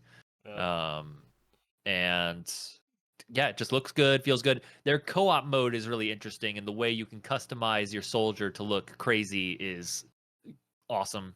Love it. I do not like how they're like, oh, you finished the story, cool, go do the rest of the story in the co-op mode, though. Yeah, but at least the rest of the story is you're playing the people who are going alongside the single player. Yeah, that is neat. It's a little side thing, and you get to see how they weave together. I think it's cool. It has its moments. I do think that game, when it comes to like just the scale, when you come into certain areas, like, whoa. The presentation is fantastic, and Bronson, there's a point during the end that you're like, Jesus Christ, what is happening? Oh no! This is bad. All right. So yeah, Space Marine 2. I am casually into Warhammer 40K now. So thank you, Space Marine 2. All right. What's your number? What's your number 4? All right, my number 4 is a little game called Tekken 8. Fuck yeah, let's go. Tekken 8. I shall be back then. Okay, yeah. Fist meets Fate. Yes, and if anyone's been following our channel, we have been talking about fighting games a little more recently. Since Street Fighter 6 has come out, things have escalated quite a bit, and I've been trying to learn fighting games in that time, and it's been a struggle. But Tekken 8 was kind of this penultimate experience in that journey, and it's a fun game. That's a game that, first of all, just combat wise, I gel with really well, and the characters are fun and ridiculous, and a huge roster just to start, let alone what they've been adding since. The graphics are incredible. The story is fun and ridiculous. The final fight goes on forever, and it's awesome. It reminds me of a Yakuza final boss where it's just like, we're fighting in the rain. Okay, we're shirtless. Now we drop from the atmosphere onto this rock, and now we're just beating the shit out of each other. This one does. It's this Lord of the Rings ending, but instead of like being different segments of people being happy to see each other and just fading out and going back to people being happy to, like, the journey's over and all that, it's just that, but it's just two guys who fucking hate each other and are just fighting and fighting and fighting. It's like, oh, there's the final blow. Nope, sometimes they'll just get up again and we're fighting again. Sometimes we're just moving to a completely different area and we're continuing the fight. It's like, holy hell. Lots of fun. Lots of fun memories, playing with other people. The two negatives, one's a negative and one's really, just whatever. The negative is their online group stuff is weird after Street Fighter 6. Like, Street Fighter 6, I feel like really nailed it, whereas Tekken's like, you can work on some stuff. You can improve this. And then the other thing is, this was kind of the game that made me realize, like, I love fighting games. I'm so glad they exist. I love that fighting games are starting to add more story modes, more single player stuff, because I am not willing to put in the time to get good at them, and that's okay. Yeah. I can just like them. Yeah, just come to and you can also just like learn casually. You don't have to sweat it out. I think that's I think that's very much how I've been treating Tekken. Like, I've gotten way better at Tekken over the course of the year, but I have not been grinding the way I have at Street Fighter. Right. Yeah. Yeah. I'm just gonna, pick a character and learn some basic stuff and just see how far that takes me. And if it doesn't take me far, oh well. Yep. Every character has a little small little story mode on top of the main story, which they've been adding to the main story with the characters that they've been adding. So yeah, Tekken 8, good video game. It is I'm going to expand more on it later, but this is definitely a game that, like, this is the first time I've really loved Tekken, and I'll expand on that later. So, yeah. All right. Yeah. What's your number 3? All right. Top 3. These are the games that I, for the year, kind of really sum up my 2024. Mm-hmm. And we got to go with a big conversation here at number 3, and that is Zenless Zone Zero. Jesus fucking... All right, I'm done. See ya. I'm out. Yeah. I'm out. All right. Above Tekken? Yeah. What? So here's the thing. Why? Here's the thing. All right. This game gets on my list because I enjoyed it. Well, yes, that's how these work. Yes, it is how these work. Sometimes when you're getting your ass kicked, you're not enjoying it. Yeah. Don't I know it? There's this game has a fun characters and a fun world. The writing's not stellar to the point where I've just been skipping story stuff. Like, I'll play it, to get materials or whatever, but it's not what it could be. Style is fantastic. I really enjoy the action combat. It's not the most complicated thing, but it feels good. Presentation is fun. When you get a counter to an enemy's attack and you're switching people out at the same time, and it goes into this like Dutch angle, and they're sliding back and they go in and do a counterattack. It just feels good. It's a fun time, especially if you get a cast of characters, a small group of characters that you really like and they work well together. It's good. And then I really like. This is a game that I really enjoy just hanging out in the city area and doing little tasks. Getting my dailies done, running through the area. The music is really good as well. So just running around and listening to music is fun. It's just good vibes. And then the systems are engaging. Like, here's all these things that you're trying to maintain to get your character to get the numbers go up, and it's overwhelming at first, but as you keep playing and you learn a little bit more bit by bit, it starts to make sense, and you're like, all right, this works into this works into this, and it's fun to try and engage with that and figure it out. Pause real quick. We got a comment in the chat. We started going through the Borderlands games. I'm going through 14 Shadowbringers very slowly and playing mobile games while watching stuff. So this is just learning what else there is that came out this year. Yeah. That's great. Just go play everything on all these top 10 lists and top 5 lists. All right, go or on, be Aaron. lame like me. I don't know. I just work here. I don't know. All right, go on, Aaron. So, for that reason alone, it makes the top 10 for sure. Right. I enjoyed that. What put it into its top 3 was, one, I spent more time in this game than any game below it. First of all, just that's how much I was enjoying playing it, and I kept coming back, month after month. And but it got to number 3 because it made me think about video games as a whole, and I don't think that was its intention. It certainly wasn't its intention.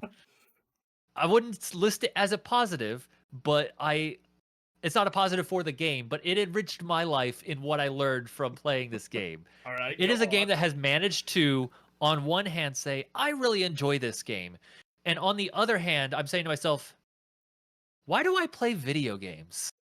Why are we even doing this? Is this all pointless?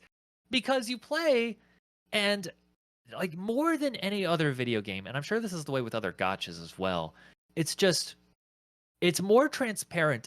These are systems. Video games there's your gameplay, and then there's the systems to manage and alter, maybe however slightly, that gameplay.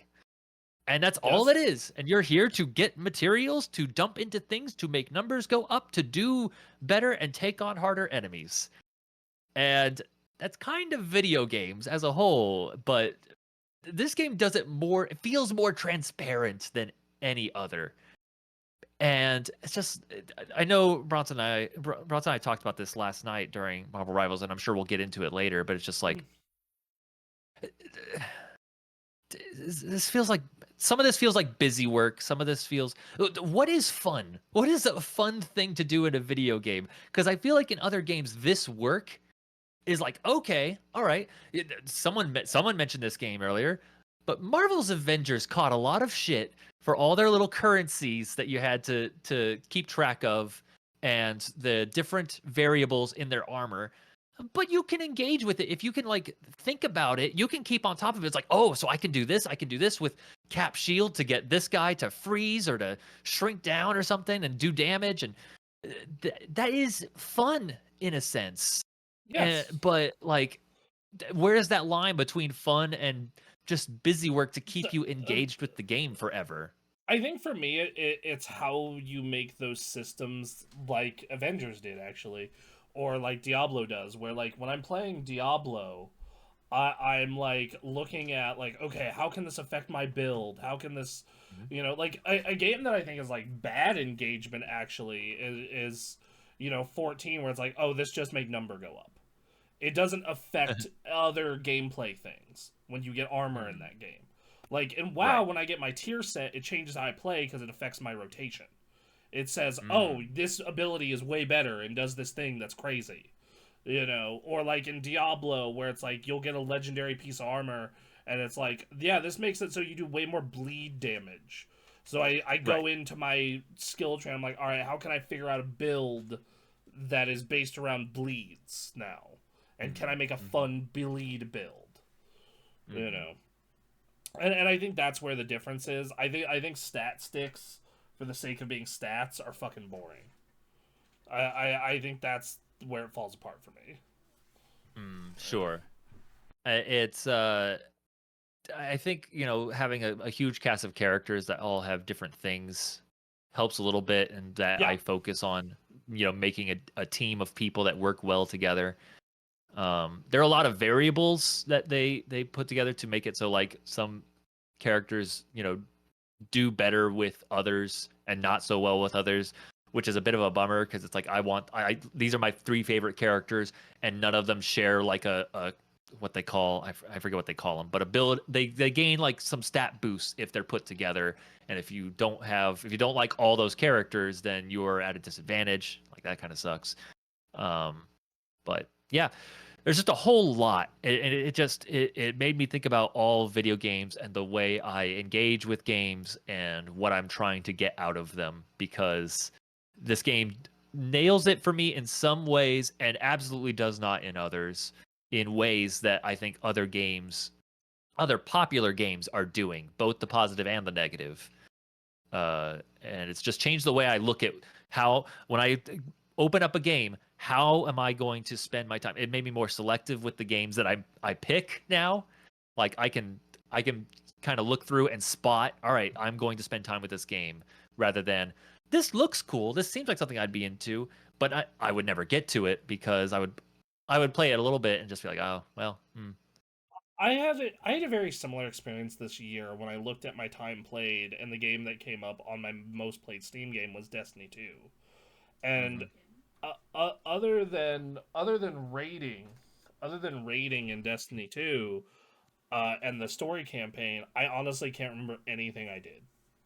And I was like, this is terrible, and I need to look at my time a lot better with this.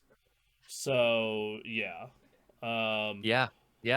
And this is a symptom of a larger issue that's happening with video games right now. But yeah, so like, one of my goals for the year is play less live service, focus more on, you know, looking into indie games and finishing games. You know, like, because I already love indies, but it's like, you know, I really want to dive into them more, and then I also really want to spend less time on, like, spending 200 hours in Destiny 2 to only remember about 50 of those hours. Or, you know, like, anything in Call of Duty I did past that first prestige is just a blur to me, and I'm just like, what am I doing? Oh. Yeah. So it's kind of one of those things where I'm just like, okay, I'm trying to be a little more selective with that time, especially because I think about, like, oh man, those 20 extra hours I spent in Call of Duty, or the extra time that I could have spent from Destiny, I could have gone and done, you know, I could have played through all of Metaphor, or I could have played through, you know, the rest of Berserk Boy or Dragon's Dogma, and, like, yeah, it's that kind of thing. Anyway, so, you know. Anyway, so what's your number 2? My number 2 is Marvel Rivals. Fuck yeah! This game is fantastic. This is just they put together a good video game with this. Great art style. Just this is one of those games where they have a bunch of things to keep track of in regards to characters and their abilities and how they work together. And my God, is it fun to try and, like, figure all that out? You know, what works, what teams work together, what doesn't. When someone switches to a Wolverine, all right, let's move away from the 3 tank build, please, for the love of God. There's so much fun, and it's a game that it is competitive, and yet this is like one of the first or few competitive games where I will get into it and intense and even heated, but I'm not, like, pissed off at anyone that is with me anyway. I'm like, I'm having a good time. I'm laughing. Like, Jeff swallows me and the entire team and spits us off, and it's just a team wipe, and I'm laughing like, oh God. It's just, that is a good point. That's another thing I absolutely love about this game is when I'm playing with you guys or like just people I know, it doesn't matter how many times we lose. I'm still having a good time. But like other games, like I'm just like, no, I want to fucking no, I'm done off of this game. No, another match. We can turn it around. We'll switch it up a little bit. Yeah, I think that like the short match times combined with the fact that you can switch heroes at any time gives you the belief that okay, we can turn it around. Yes. I think that for me, someone who is like a naturally competitive person, like I'm a person who will go into who like get his ass beat in a fighting game and then spend the next week trying figuring out like, all right, how do I get better so I can smoke this motherfucker. Right. So like that. So in my mindset, this game is even better because I'm just like, oh, dude, there's so much to learn and see and do and weird shit you can improve with. Like, I mean, you know, you have all seen my improvement with Iron Man over the past 3 weeks. Yeah. You know, Yeah, which I just tried him this morning, and I was just like, I'm not dying because everyone forgets to look up, but like, I don't feel as engaged. I'm gonna have to talk to Bronson about this one because he's really good at this guy. He's good at being the playboy billionaire philanthropist. I was gonna say, Mr. Stark. Yeah, there's an interesting thing though that I'm sorry, Bronson. I just no. There's an interesting thing where it's like I will try a character and it feels like garbage, and I go in and look around and like, no, you play them like this, and you go back and it's like, oh, yeah, like this game was such a huge roster. I mess around with them, and there's a way to make nearly all of them work, if not all of them. You know? I think until you start hitting high gold, low plat, you can make pretty much everyone work, and even then, you can still do it. Like I'm in gold, and I have had great matches with Venom. It's just it's harder, and you have to have the team work with you. Right. So it's kind of up to the player base to be flexible with that, because like, yeah, if you have a Venom and a Cap as your two tanks, like okay, this is basically a group suicide pact, and we are diving together every time. Yep. You know, versus okay, my tanks are Strange and Magneto. We need to hang back and pick our opportunities. Yeah. Right. Yep. So. Incredible art style, lots of fun. They have a story, apparently. I don't know. Yeah. I wouldn't know anything about that. Somebody fucked up, and the Dooms are doing some fuckery. Yeah, exactly. Doom and Doom Spider stuff's bringing happening. Doom. Yep. So, and they're gonna have a bunch more characters coming in, and they got 20 million people playing this freaking game. You end one match, and you queue up for another, and you're in a second.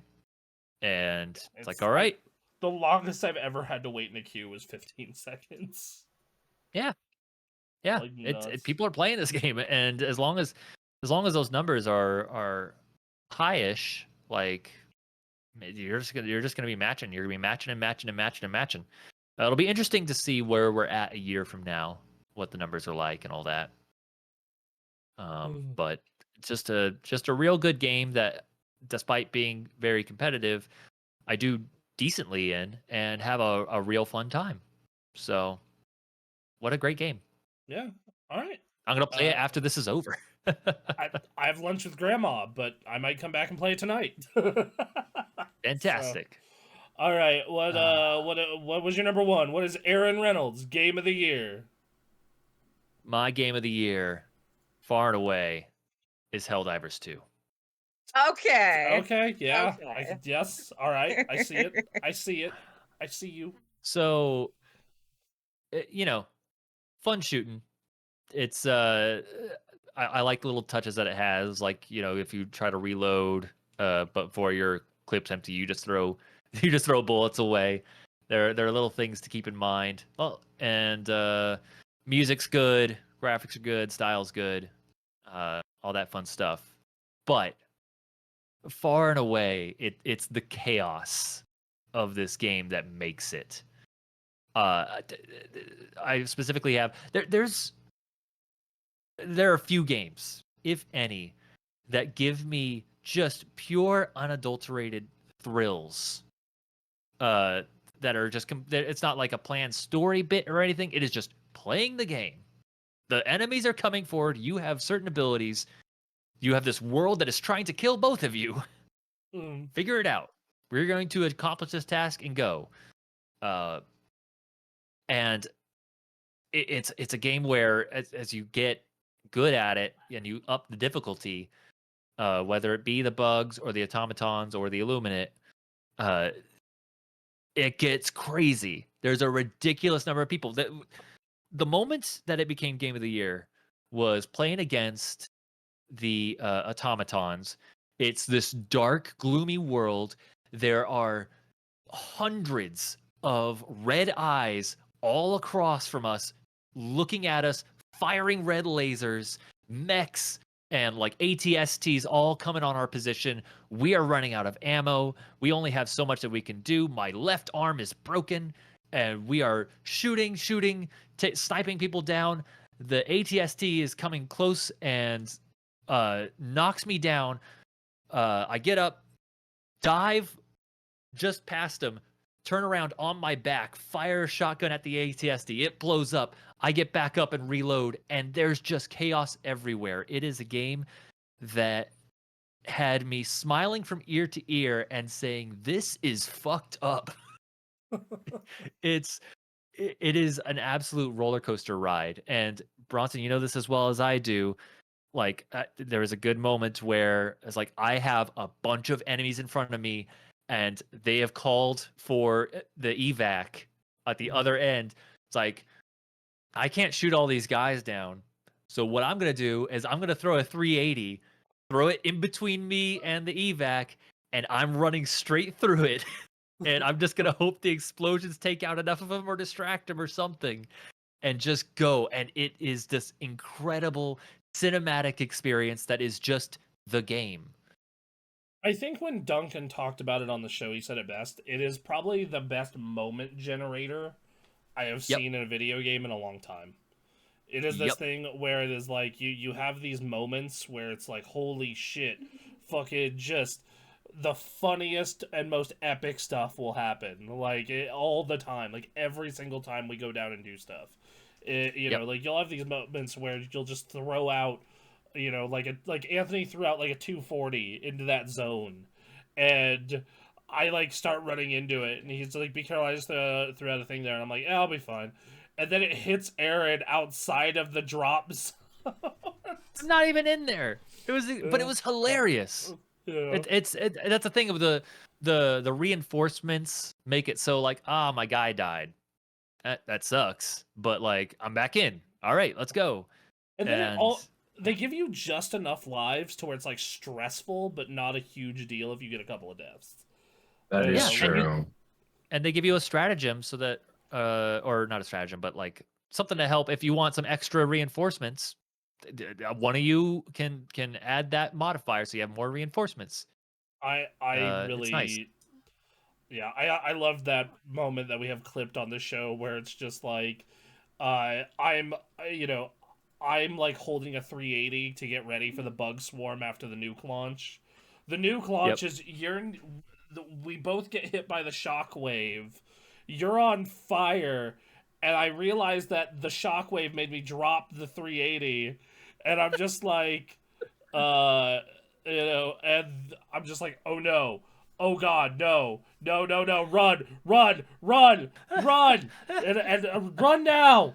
And then just immediately Aaron gets hit by the first 380 strike. I had so much better luck outside of your group for whatever reason. It just is what it is. I love those moments where you're just like, you'll be playing, you get your team, and then you just see one of your teammates just take off, not say anything until he gets out of it. It's like, oh shit, you guys should run. You died. I love how, you'll be running and then a red laser beam, shoots up. It's like, so who knows what this is? I'm running. Could someone just call this out, please?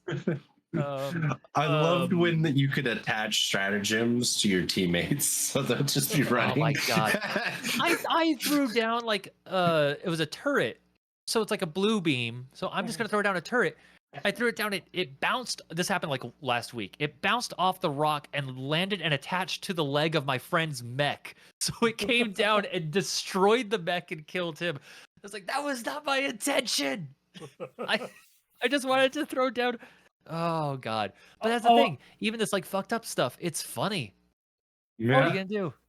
Oh yeah, when we had that moment when we were like defending the drop point, and I threw down a turret, but it was right in the line of sight of everyone. It's like, everybody duck! I pulled an oopsie. But again, that leads to like amazing moments where like I recognize that a turret or someone is firing shots, and I need to get into the line of sight to just get away from something that's coming at me. And so I dive onto the ground and I'm on my back and there's bullets going directly over me while I'm taking out bugs with my shotgun. It's like, this is fucking insane. What a great game. Oh my God. So that's another game I'm still playing. Gonna keep playing. And it has its ups and downs. Yeah. I think I stopped playing after they fixed the infinite grenade glitch. See, I didn't even know about that. Yeah, I used that for one for a while. It got so bad that I was told that I couldn't use it anymore. But then we'd be in the middle of like a hell diver level, like a hell level, and they're like, "All right, hit it now. Hit what now? You told me not to. Yeah. We're being decimated. Go, just throw infinite grenades." And there's like 9 levels of difficulty, and I'm like having a blast at 6. You know? Like, I remember when Duncan took me to an 8 in space Vietnam and just it was wild. Man, it's, and I'm gonna keep playing. I'm gonna keep trying to get better so I can experience more insane levels of difficulty and numbers and crazy shit. Yeah, I love that game. That when people talk about like what is a video game. Like it seems like one of those games that you see on like CSI, and here's a kid that's just absolutely enamored. It's just crazy, ridiculous shit. Here's Helldivers 2. Goddamn. All right, well that's it. That's Aaron's game of the year is Helldivers 2. Yeah. All right, well I guess we're on to me. We're on to you. Me. All right, I'm old gonna man. grab something to drink after all that talking, but we got a lot of video games to talk about. All right. This year for me it was very weird. So I keep track of every game I play through the year and will occasionally write notes for it in my head.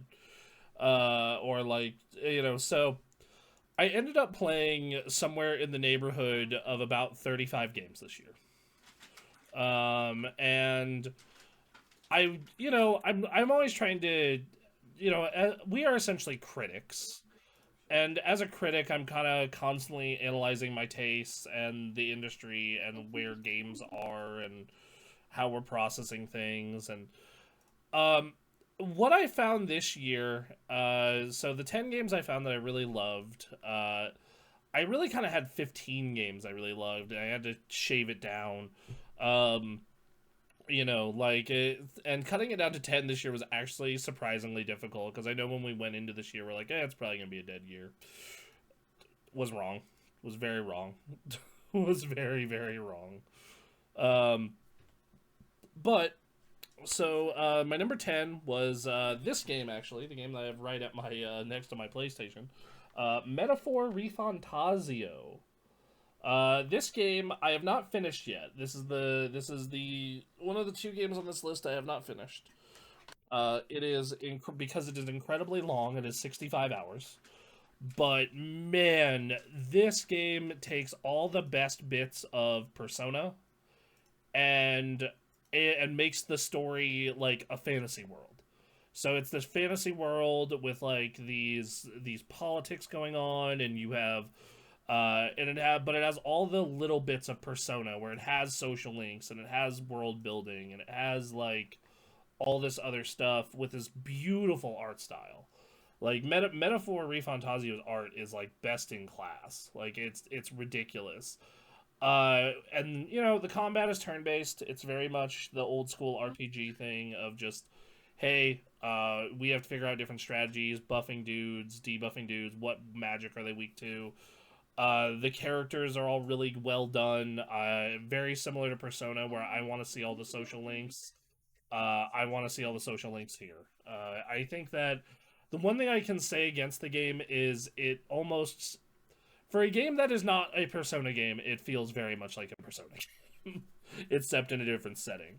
I do think if you are very much a fan of darker fantasy stories, this is it, because it broaches the topic of like racism and prejudice and corrupt religion in very interesting ways. One of my favorite bits is just in the opening cutscene. You see a dude being hanged. So, That's yeah. quite some foreplay. I like it. I like it a lot.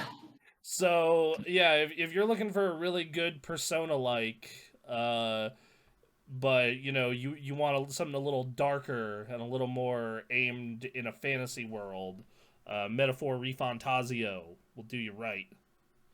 Yeah, this is a game that, like, it's not my usual type of game, but just the more I hear about it, it's like, man, if I ever get the time, I need to check this out. It is well worth the time investment. I am very much pickier about longer games these days, but I am making the time to go through it because of how much I'm enjoying it. Hell yeah. All right. So, yeah, no, it's. I think that the one thing I can say about it is it probably that's negative is it plays a little too close to the Persona like vest is what I would say. Gotcha. Is they very much were like, we have a successful formula for JRPGs and now we're gonna use it. Right. So, yeah, that's my number 10. My number 9. This was a game, if I were doing a traditional review of this game, it would be very hard. Because for Dragon Ball fans, Dragon Ball Sparking Zero is a 5 out of 5. For everyone else, it's a 3 out of 5. Like, it is a gorgeous looking game. It's beautiful when it's in action. You know, and like the combat is kind of samey because, you know, like, yes, the moves are different, but everyone plays kind of the same. It's, you know, one button combos. Right. But Yo Dog, they have tons of Dragon Ball what if stories. And they're fantastic. And you can do all these crazy matchups where it's like, Yo Dog, do you want to see Super Saiyan 4 Gogeta fight Beerus? Let's do it. Let's do it, man. Let's go nuts. Hell yeah. You know, let's do these DP battles where you're like you have a limited amount of points to make a team. So I'm gonna make a team of the Ginyu Force and just roll up on people with the Ginyu Force. Yeah.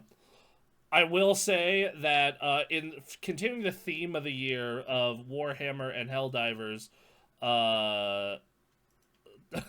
comment in the chat, homie, you are in a beat chair. That's dope. It's what I have.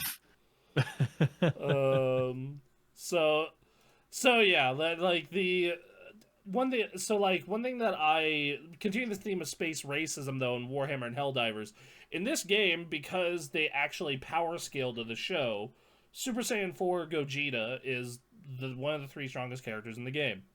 And I got so sick of seeing them online, I started maining Frieza in 1v1 online. I was just like, I am going to be the Monkey Slayer. You know? And with a character that is 6 DP points lower than the man, I just started murking Super Saiyan 4 Gogetas with Frieza. I was just like, no.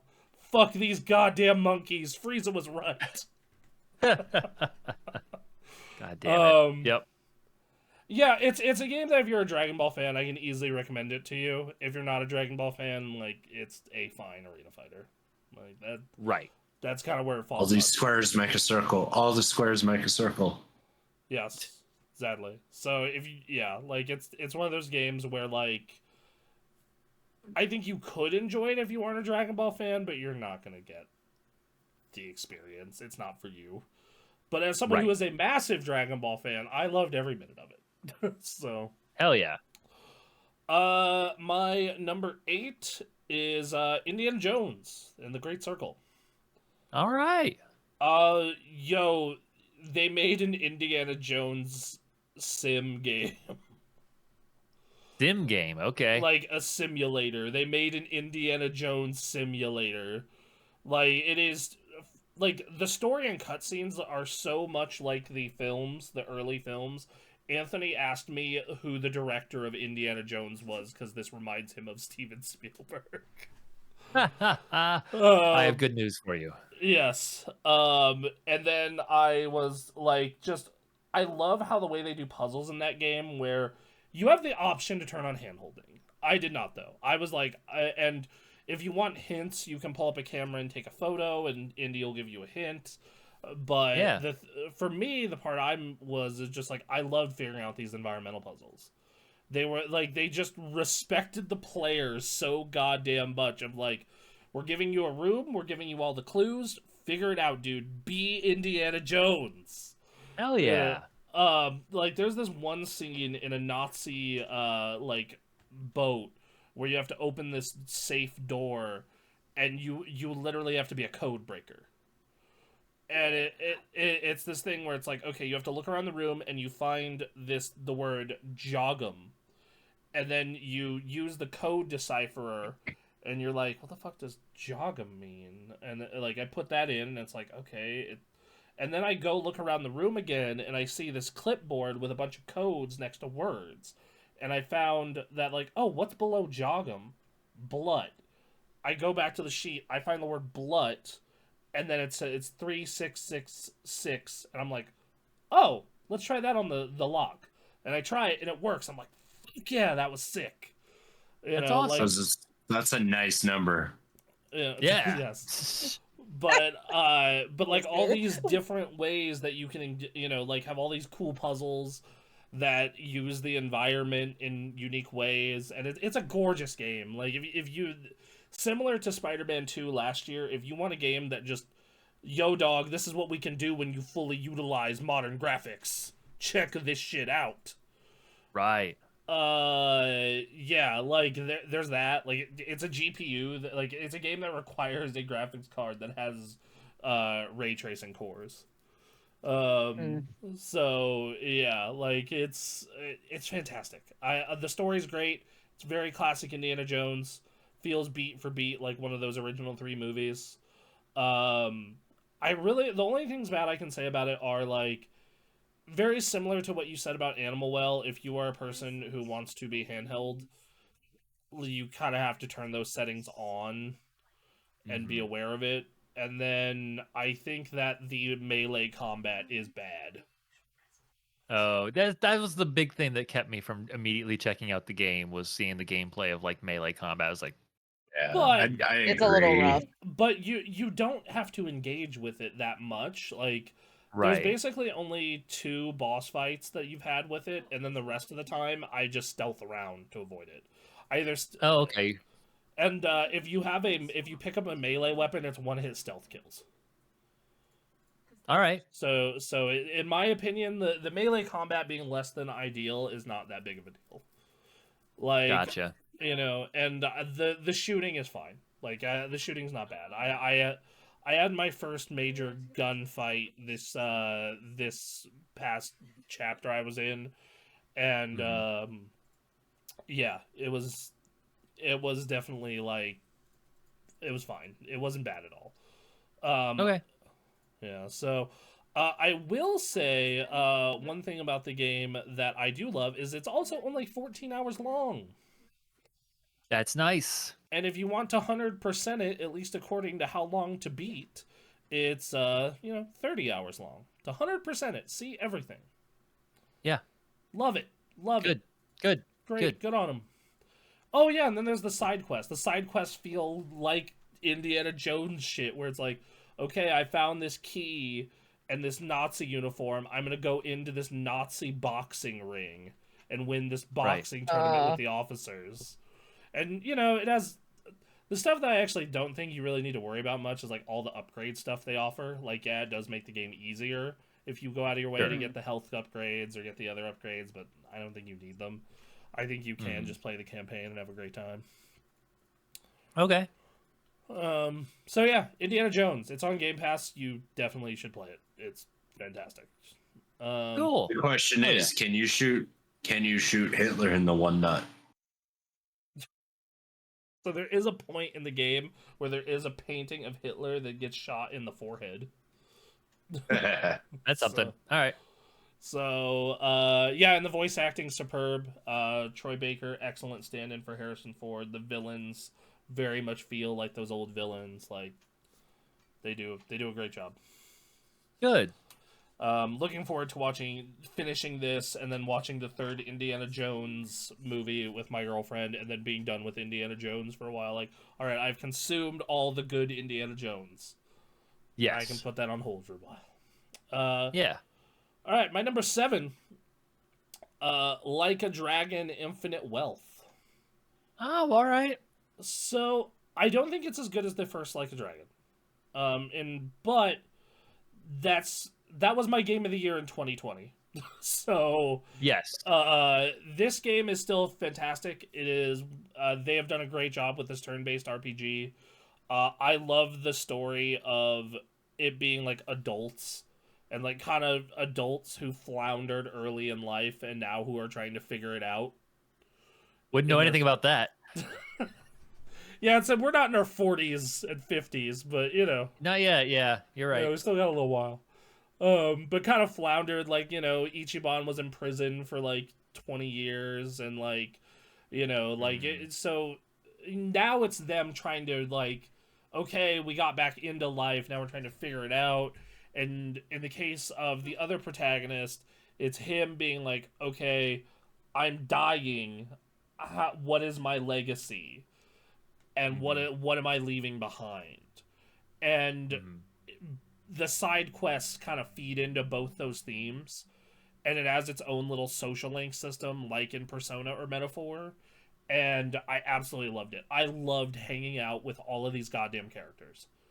All of these characters were great to go to the bar to and hear their different life stories and how they interacted with things. Or in the case of the other protagonist, what their effect on these people's lives were over the course of those 6 games.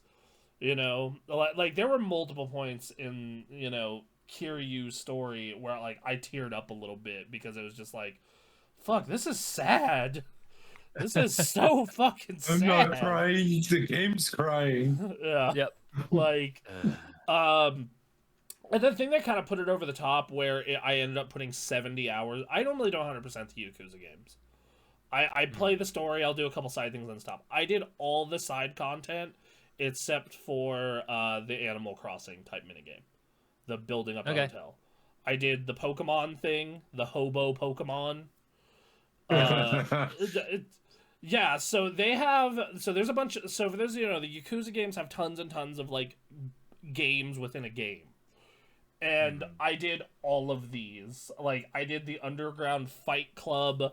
I did the, it's called Sicko Snap, where you try and take pictures, like, in Pokemon Snap style of weirdo hobos in Hawaii.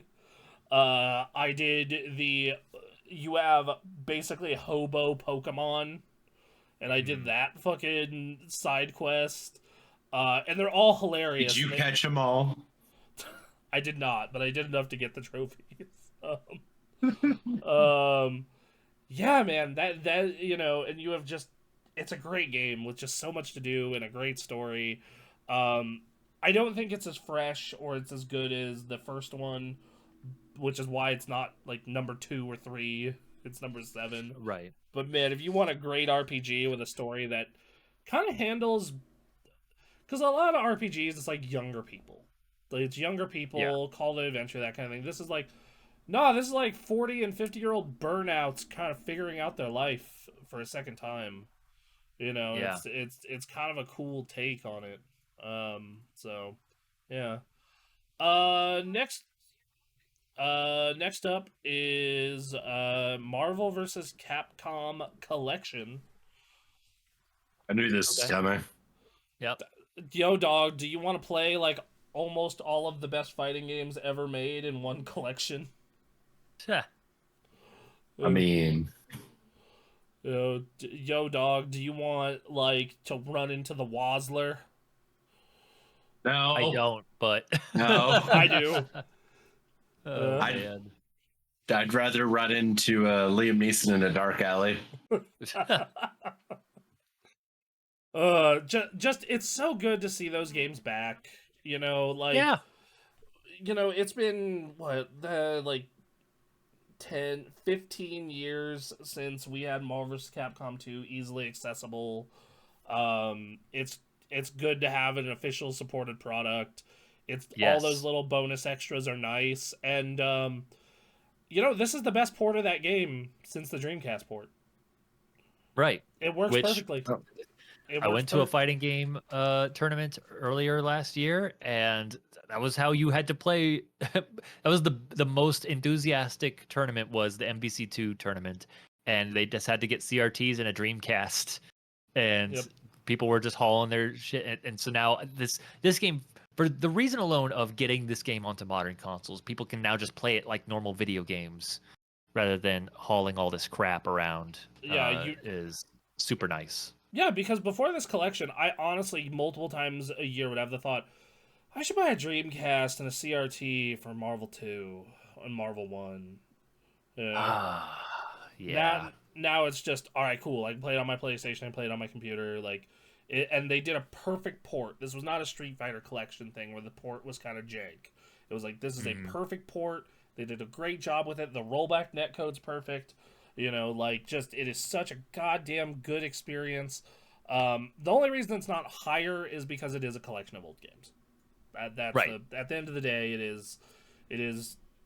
These are excellent video games that if you love fighting games, you should play. And it actually made me miss sprite art in video games a lot. Playing Sure. it. Yes. But on the other side of that, it is a collection of old games, and I loved it very much. For bringing one of the most important fighting games ever to modern consoles, that alone is just a service to the community. Yes. I bought 2 copies of it. One for PC digital when they did the digital release, and then 2 months later when they did the physical release, I bought the PlayStation version. Here you go. Nice. So, yep. All right. Number 5. We're in my top 5. Helldivers 2.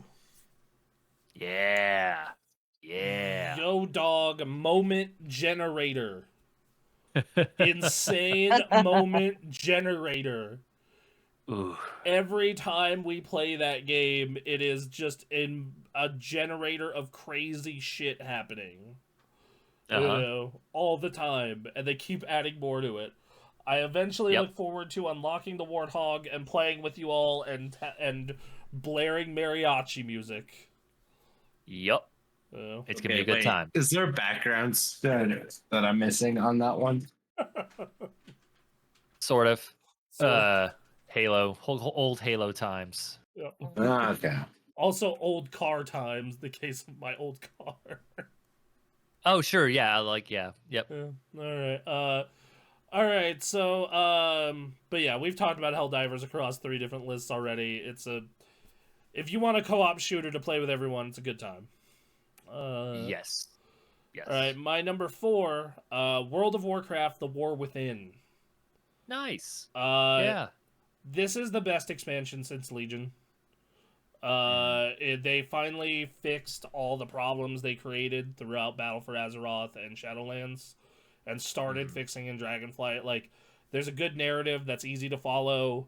The side quests are fleshed out and interesting. The content cadence is fixed. I feel like the raid was really good, other than I found the last boss to be irritating. Sure. I think that Mythic Plus is. I think that they need to tune Mythic Plus a little bit, because I think they over-tuned it the other direction, where it used to be too easy. Now it's arguably a little too difficult for most of the community. This is the best state Warcraft has been in 8 years. It's and I hope they continued with this. They got the next patch coming out next month, and it's a raid in a goblin casino, and they're adding a new ground mount. So they had a dragon riding, the new flying system. They're doing that for ground mounts, and apparently the ground mounts are going to be faster than dragon riding even, and they're going to be fully customizable. How do you make that work? Yeah. Oh, that's probably what we were all going to ask. How the fuck do you make that shit work? Well, flying you can't just skip over. Driving you can't just skip over mountains and shit. So let's imagine how they're going to balance it. Well, so no, what I'm saying is the gameplay of dragon riding, what makes it fun, feels unique to flying. So are they just doing a different approach to making riding around on the ground fun? That's my guess. Because they're apparently they haven't talked about it. Okay. They're like, they said you're gonna be able to drift, and they're like, your car is gonna have. Okay. All right. Everyone has their own car, and they're gonna have different stats depending on what parts you put into them. Oh man. Yeah. So. How much is a WoW subscription? $15 a month. Okay. And it's I think the expansion is $50. Me and Anthony are gonna get into cars in World of Warcraft. I know Anthony was like, I'm taking a break, and I'm like, oh man, well the next raid is Goblin Raid, and the next patch is adding customizable cars. Insane. So, yeah, and this is the start of their new trilogy story that they're doing, and it's, in my opinion, there's never been a better time to get into WoW. At least for the first time since probably Legion. Cool. So, yeah. Yeah. All right, number 3. Yo, dog, Tekken 8. Yo. I want to make this very clear. I was never a Tekken guy. I would always play Tekken and bounce off eventually. Like that was always my experience with Tekken. Tekken was always a good time for me, but it was always like a party game essentially. Its design wasn't a party game, but it was like, I'm gonna play this with my friends for a little bit and then leave. I always found it too sluggish, too poke heavy. Yo, dog, they fixed that. They made Tekken really goddamn aggro. Yeah. They gave that a little bit of Marvel blood, is what they did. Like, oh, do you want to kill someone in 1 to 2 combos in a Tekken game? You can do that shit now. So there's that. The movement feels a lot more fluid. I think that story mode is crazy. The amount of stuff that you would run into in those individual stories was hilarious. Even the moments in the base story, and there's just so much goddamn content in that game. Like, I got the platinum trophy for that game, but man, that game just had so much content in it. I think that some of their DLC practices were a little janky, like making the stages separate from the battle pass or the season pass was some bullshit. But otherwise, I had just such a good goddamn time. And our Tekken nights were even better. You know, yeah. Even though I was getting smoked, I was having a good time. Like, especially when I was making it hard for the really good guys like Michael and Kyrie, where they're just like, that goddamn counter, you know. Like, yep. Yeah. So, I'm looking forward to getting back into it. We're doing a Tekken night this next Saturday. Sure. Tekken 8 night, gonna be a Saturday? good time. Yeah, Saturday. Okay. Yeah. So no rivals. No rivals this week. I see what it is. I mean, we haven't been doing Marvel Rivals for 5 weeks straight. It's not enough. Not enough. You if you're in the Discord, just go into the video games tab and use the Avengers tag and see if anyone's up to play. Yeah. No, I use the Thunderbolts tag. Oh, okay. with the asterisk. Jesus. All right. Anyway, so the next up, so yeah, I will say it certainly moved up this list a lot because of those Tekken nights, though. Those Tekken nights what took it from like number 5 or 6 up to number 3. Like, man, it's the social aspect. It helped it a lot. But man, in my opinion, that is my favorite Tekken game, and that is the best Tekken game. Like, I love it. Yep. So good. Oh yes, and then the character customizations, just going into online mode and seeing bootleg Goku or bootleg you know, like Dante or Leon Kennedy. Because the game has these set characters, for those of you who don't know, but you can buy different, you can use in-game currency to buy different outfits for them, to customize them. So people are making like Cloud, people are making Sephiroth, people are making Leon Kennedy, people are making Goku, Vegeta. Yeah, it's a good time. That was like half the fun. As someone who's bad at fighting games, I at least get to go in on Tekken Night and run up on people as Ash Ketchum. Like, all right, let's go.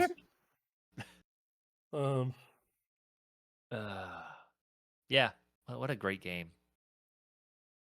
One of the best fighting games in recent years, alongside Street Fighter 6. Yes, I think that Street Fighter 6 and Tekken 8 are, and even Guilty Gear Strive are creating a modern era of fighting games that are people that are happy to be working with. So. It is a fantastic time to be a fighting game fan right now. Yep. Number two. Yeah. Number 2 is Marvel Rivals. Nice. Yes. Here it is. I've never played it ever. Yeah, what is this? Tell me about this, Bronson.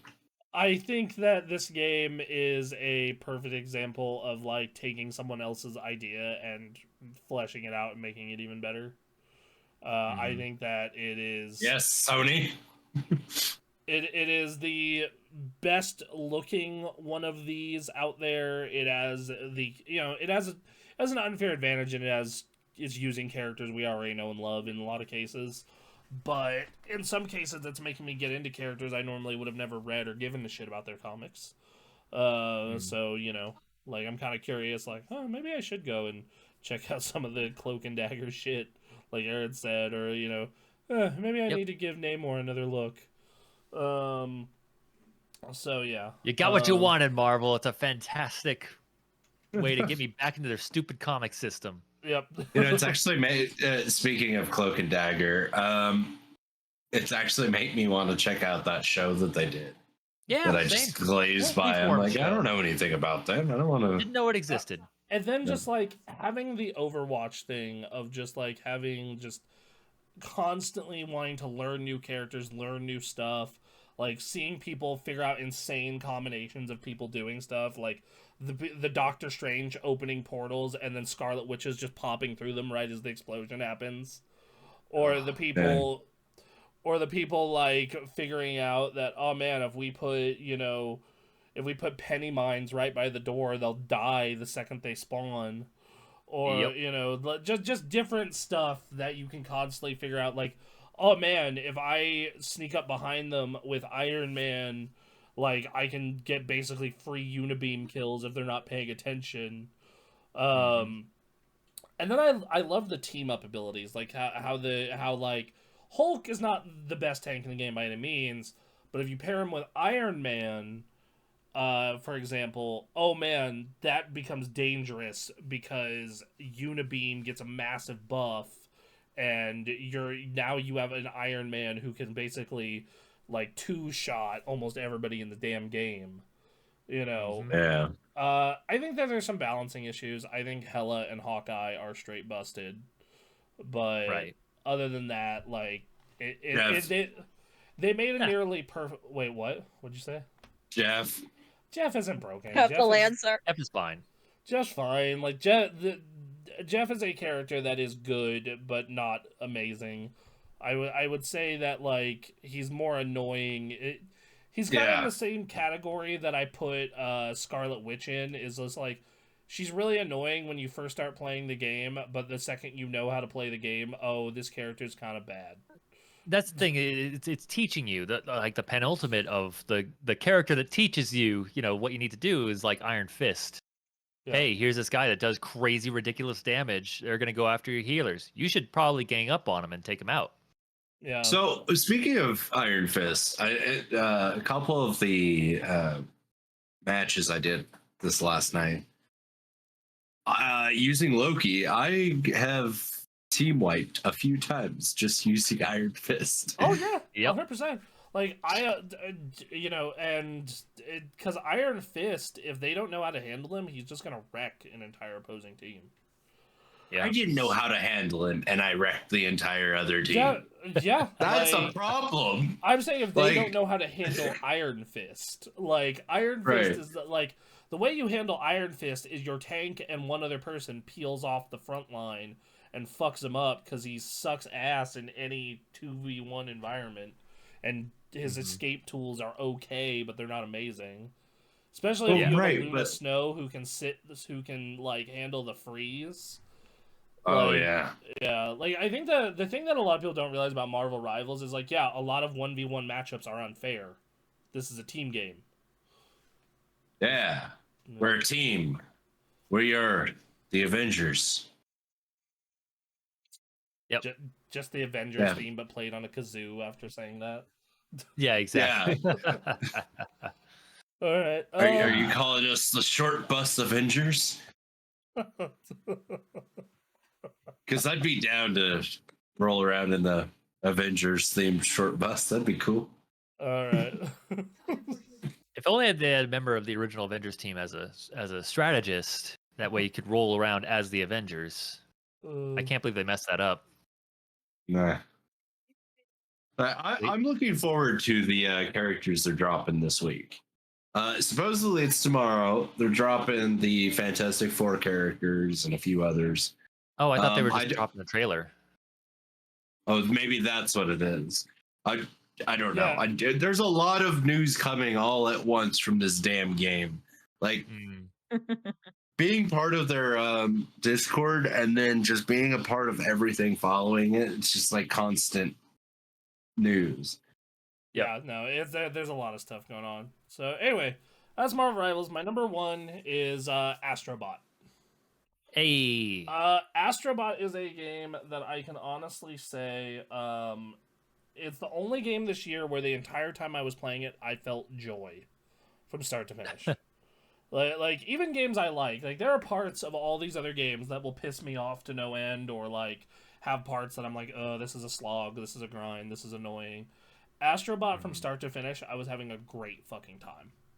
Nice. It was just a pure fun video game. It looks amazing. It makes the most of the weird haptic controller on the PlayStation 5. It's paced really well. It like every part of that goddamn game is just so fine-tuned. And then, of course, the thing that helps that over top is the presentation, of course, is great. We have all these little tiny bots that reference, all of PlayStation. And they really seem to care about the history of the platform because they have references within references when you get character items for them. So, like, for example, you'll go over to Nathan Drake, and one of the things you can unlock for him is a TV where he'll be playing Crash Bandicoot. Nice. Or you'll, run over to Teddy and you can knock him into the TV world. Or you'll run into... That's so funny. Yeah, or you'll run into Ken and Ryu and you can get them to fight. So it's really cool, and there's really not much to say beyond that. It very much apes a lot of stuff from Mario Galaxy. Like, if you've played Mario Galaxy, you know what this is. Mm-hmm. But otherwise, like, that's really the only negative I think I can say about it. Perfect length. I platinumed it in 20 hours. Every level is a blast. I think that, I'd highly recommend this to anyone who likes platformers and has a PlayStation 5. I would say other than Spider-Man 2, it is probably the must-play game on the system. So, okay.